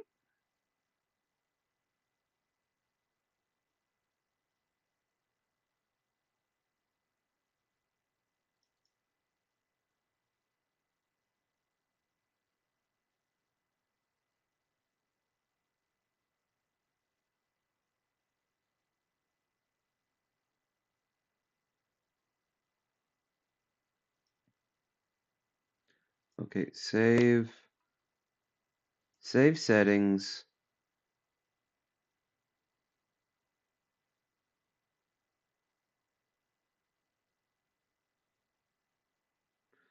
few seconds, and now, The body is round. look, see? This blinks.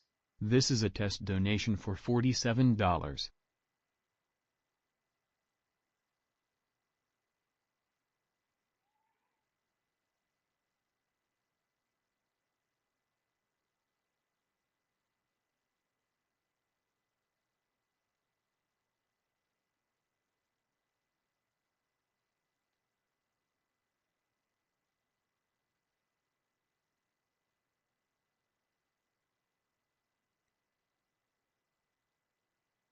Wonder why this is.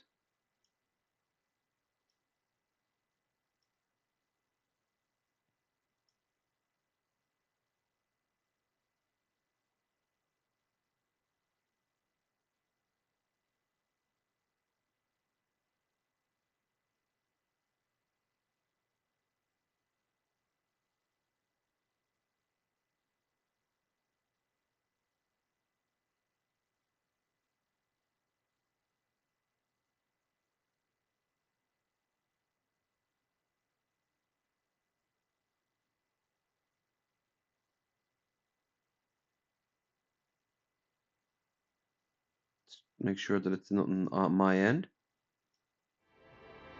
The body is round. The body is round. There's no reason this should be happening. This is a test donation for $6.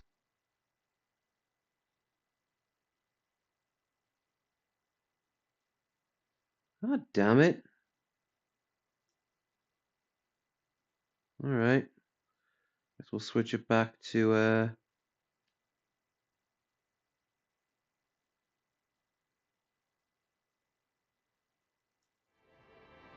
The body. that's old.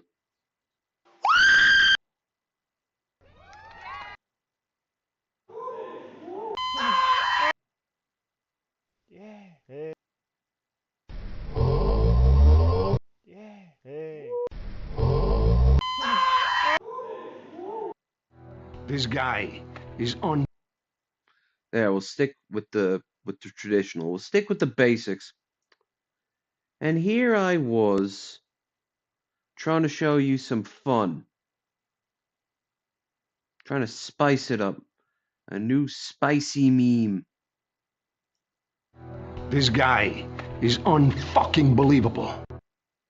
This is a test donation for $93. Wait, hold on. He keeps on going. Is that? Does it just need to be longer?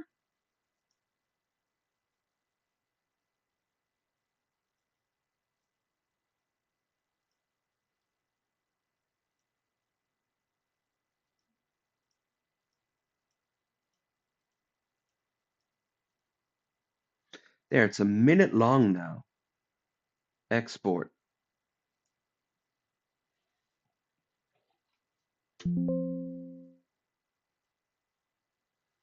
This is the last time I'm going to try it.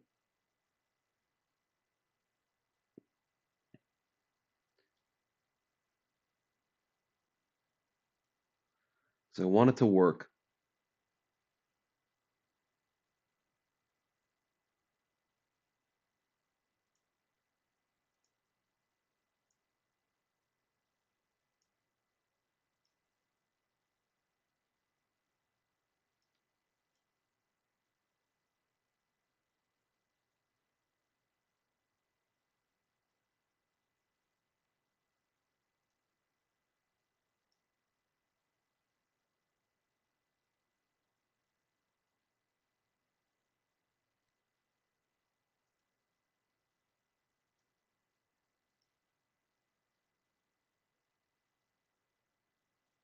Damn, this is probably too long. Dono alert. Switch back to the body is round. The body is round. Save settings. This guy is on. This guy. Oh. This guy No. is unfucking believable. This is a This guy This guy is unfucking believable. This is a test donation for $12.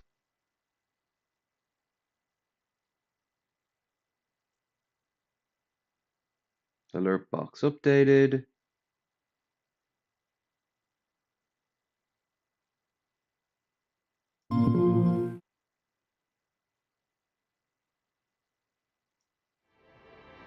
The body is round. Yay! This is a test donation for $25. We did it. The body is round. This is a test donation for $15. Rendar will be happy. And we can always bring Space Ghost back.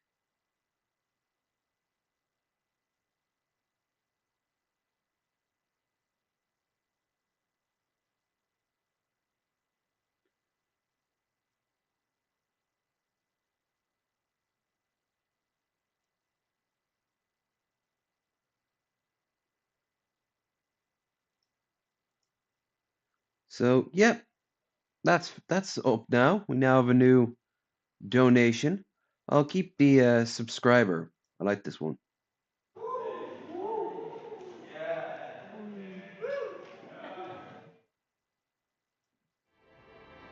The body is round. This is a test donation for $38.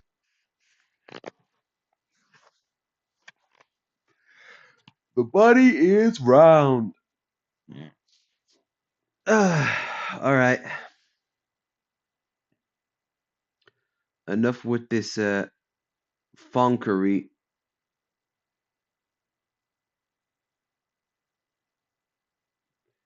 It is time to...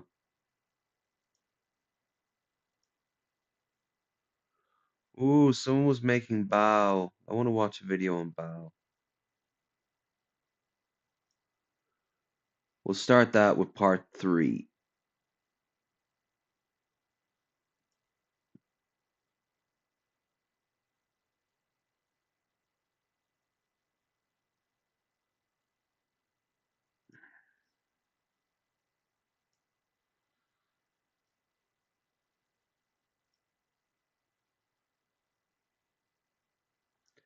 The body is round.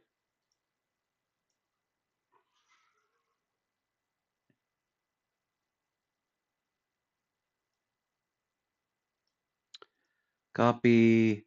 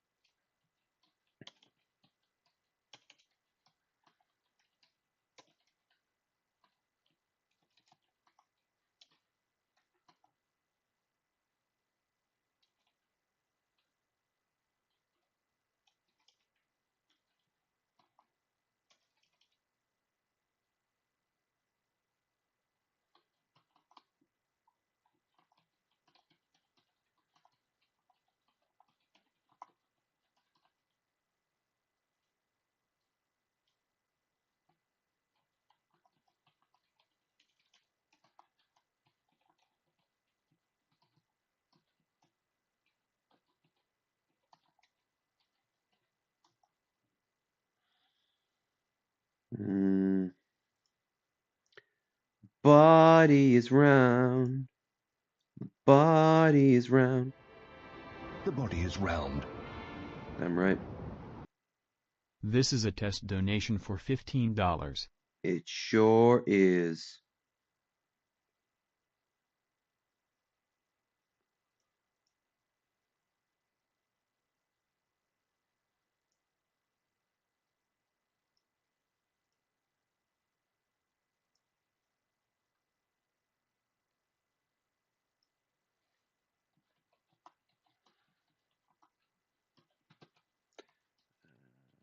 Uh,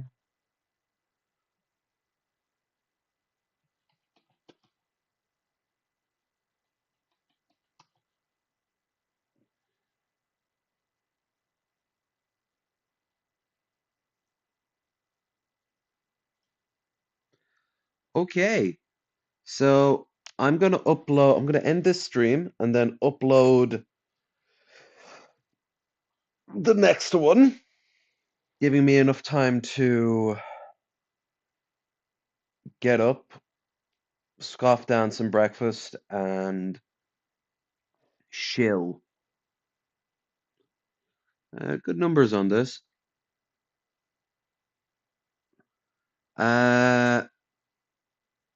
I guess thanks for not waking me up in the middle of the night with a loud screaming noise. Uh, Hopefully we'll be able to do this tonight as well. We're not going anywhere, baby. It's you, me, and the stram. So at this point, I won't labor it. I'll just say see you all in a few minutes. Bye.